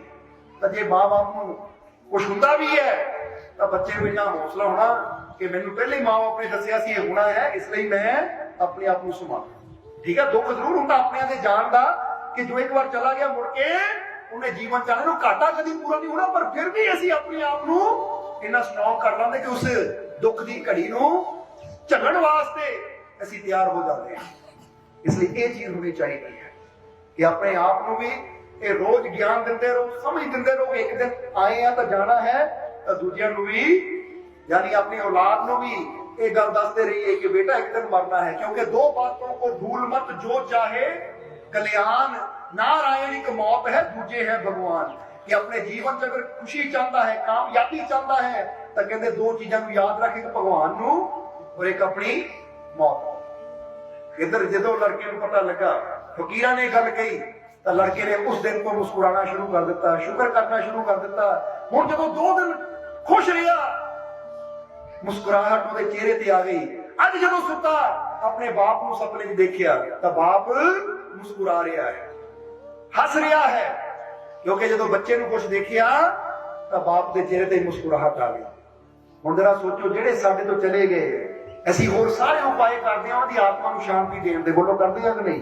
ਕਿ ਜਿਹੜੀ ਗੰਗਾ ਚ ਹਸਪਤਾਲ ਆਈਏ ਜਾਂ ਪੁਰਾਣੀ ਜਗ੍ਹਾ ਹਸਪਤਾਲ ਆਈਏ, ਆ ਪੂਜਾ ਕਰ ਲਈਏ, ਆ ਮੰਤਰ ਪੜ੍ਹ ਲਈਏ, ਆ ਦਾਨ ਕਰਦੀ ਉਹਦੇ ਨਾਂ ਦਾ, ਤਾਂ ਕਿ ਉਹਦੀ ਆਤਮਾ ਨੂੰ ਸ਼ਾਂਤੀ ਮਿਲੇ। ਤਾਂ ਜਰਾ ਸੋਚੋ, ਜੇ ਤੁਸੀਂ ਦੁਖੀ ਰਹੋਗੇ ਉਹਦੀ ਆਤਮਾ ਨੂੰ ਸ਼ਾਂਤੀ ਕਿੱਥੋਂ ਮਿਲੇਗੀ? ਜਿੱਥੇ ਹੋਰ ਸਾਰੇ ਕੰਮ ਕਰਦੇ ਆ ਆਤਮਾ ਦੀ ਸ਼ਾਂਤੀ ਵਾਸਤੇ, ਉੱਥੇ ਅਸੀਂ ਦੁਆ ਕਰੀਏ, ਆਪਣੇ ਮਾਲਿਕ ਦੇ ਅੱਗੇ ਅਰਦਾਸ ਕਰੀਏ ਕਿ ਮਾਲਿਕ ਉਹ ਆਤਮਾ ਨੂੰ ਵੀ ਸ਼ਾਂਤੀ ਦੇ, ਤਾਂ ਸਾਨੂੰ ਵੀ ਆਪਣੇ ਭਾਣੇ ਨੂੰ ਮੰਨਣ ਦੀ ਤਾਕਤ ਬਖਸ਼, ਤਾਂ ਕਿ ਉਹ ਚੀਜ਼ ਨੂੰ ਯਾਦ ਕਰਕੇ ਰੋਂਦੇ ਰਵਾਂਗੇ ਤਾਂ ਨਾ ਉਹਨੂੰ ਸ਼ਾਂਤੀ ਮਿਲਣੀ, ਨਾ ਤੁਹਾਡੇ ਜੀਵਨ 'ਚ ਸ਼ਾਂਤੀ ਆਣੀ। ਉੱਥੇ ਉਹ ਰੂਹ ਨੇ ਵੀ ਦੁਖੀ ਰਹਿਣਾ ਤੇ ਇੱਥੇ ਤੁਸੀਂ ਵੀ ਘਰ 'ਚ ਉਹ ਦੁੱਖ ਦਾ ਮਾਹੌਲ ਬਣਾ ਕੇ ਰੱਖੋਗੇ, ਉਹ ਯਾਦ ਕਰ ਕਰਕੇ। ਇਸ ਲਈ ਹੁਣ ਇਹੀ ਹੈ ਕਿ ਅਸੀਂ ਉਹਦੇ ਵਾਸਤੇ ਦੁਆ ਕਰੀਏ ਔਰ ਆਪ ਵੀ ਹਿੰਮਤ ਰੱਖੀਏ, ਹੌਸਲਾ ਰੱਖੀਏ कि ऐ मालिक तेरियां रूहां है, क्योंकि जिसकी वस्त तिस आगे रखे, प्रभु की आज्ञा माने, सिर माथे तेरी वस्ती तू लै गया, शुक्र है। इसलिए इस रूह वास्ते भी रोने की जरूरत नहीं, बल्कि शुक्र करना है, क्योंकि ये रूह अपनी मंजिल पे पहुंच गई है। और जेड़े मंजिल पे पहुंच जाते हैं उन्हां वास्ते धन्नवाद किया जाता है, मालिक का शुकराना किया जाता है, रोया नहीं जाता। इसलिए हुण यही कहांगे कि आओ असीं भी अपनी सुरतियां अपने मालिक नाल जोड़िए, क्योंकि जाना एक दिन ਅਸੀਂ ਵੀ ਸਭ ਨੇ ਆ, ਪਰ ਜੀਂਦੇ ਜੀ ਇਦਾਂ ਆਪਣੀ ਸੁਰਤੀ ਆਪਣੇ ਮਾਲਿਕ ਨਾਲ ਜੋੜ ਦਈਏ ਕਿ ਜਦੋਂ ਸਾਡੀ ਰੂਹ ਵੀ ਨਿਕਲੇ ਤਾਂ ਇਹ ਭਟਕਦੀ ਨਾ ਫਿਰੇ, ਆਪਣੀ ਮੰਜ਼ਿਲ ਤੱਕ ਪਹੁੰਚ ਜਾਵੇ। ਕਿਉਂਕਿ ਬਹੁਤ ਜਨਮ ਵਿਛੜੇ ਥੇ ਮਾਧੋ, ये जन्म तुम्हारे लेखे, कुछ ऐसा जीते जी कर जाना है कि जदों मरीए ਤਾਂ ਸਾਡਾ ਜੀਵਨ, ਸਾਡਾ ਜਨਮ ਉਹਦੇ ਲੇਖੇ ਲੱਗ ਜਾਵੇ। ਇਸ ਲਈ ਆਓ ਬੰਦਗੀ ਨਾਲ ਜੁੜੋ, ਉਸ ਮਾਲਿਕ ਦੇ ਨਾਮ ਨਾਲ ਜੁੜੋ, ਸ਼ਬਦ ਦੇ ਨਾਲ ਜੁੜੋ।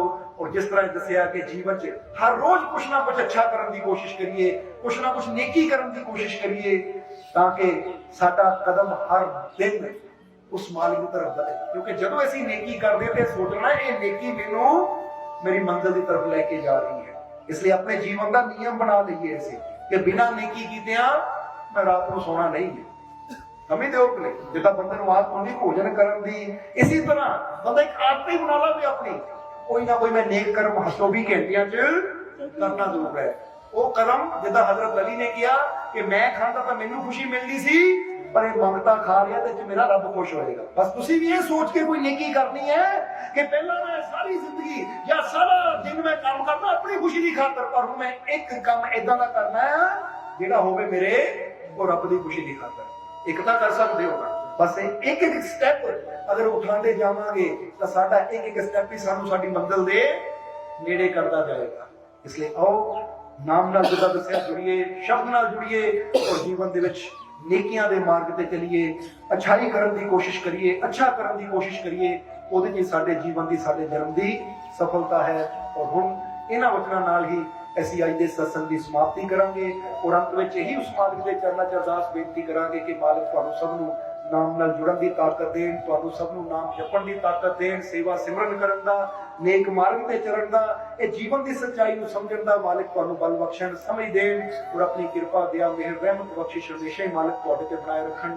ਤੁਹਾਡੀਆਂ ਤਕਲੀਫਾਂ, ਦੁੱਖਾਂ ਨੂੰ ਦੂਰ ਕਰਨ ਔਰ ਤੁਹਾਡੀ ਝੋਲੀ ਖੁਸ਼ੀਆਂ, ਰਹਿਮਤਾਂ, ਬਰਕਤਾਂ ਨਾਲ ਭਰਪੂਰ ਕਰਨ। ਆਉਣ ਵਾਲਾ ਸਮਾਂ ਤੁਹਾਡੇ ਸਭ ਦੇ ਵਾਸਤੇ ਖੁਸ਼ੀਆਂ ਭਰਿਆ ਹੋਵੇ। ਇਹੀ ਸਾਡੀ ਉਸ ਮਾਲਕ ਦੇ ਚਰਨਾਂ 'ਚ ਅਰਦਾਸ ਬੇਨਤੀ ਹੈ। ਔਰ ਅੰਤ ਵਿੱਚ ਤੁਹਾਡੇ ਸਭ ਦੇ ਅੰਦਰ ਵਸਦੇ ਉਸ ਮਾਲਕ ਨੂੰ ਅਸੀਂ ਪ੍ਰਣਾਮ ਕਰਦੇ ਹਾਂ। ਸਾਡਾ ਪ੍ਰਣਾਮ ਸਵੀਕਾਰ ਕਰੋ। ਜੈ ਮਾਲਕ।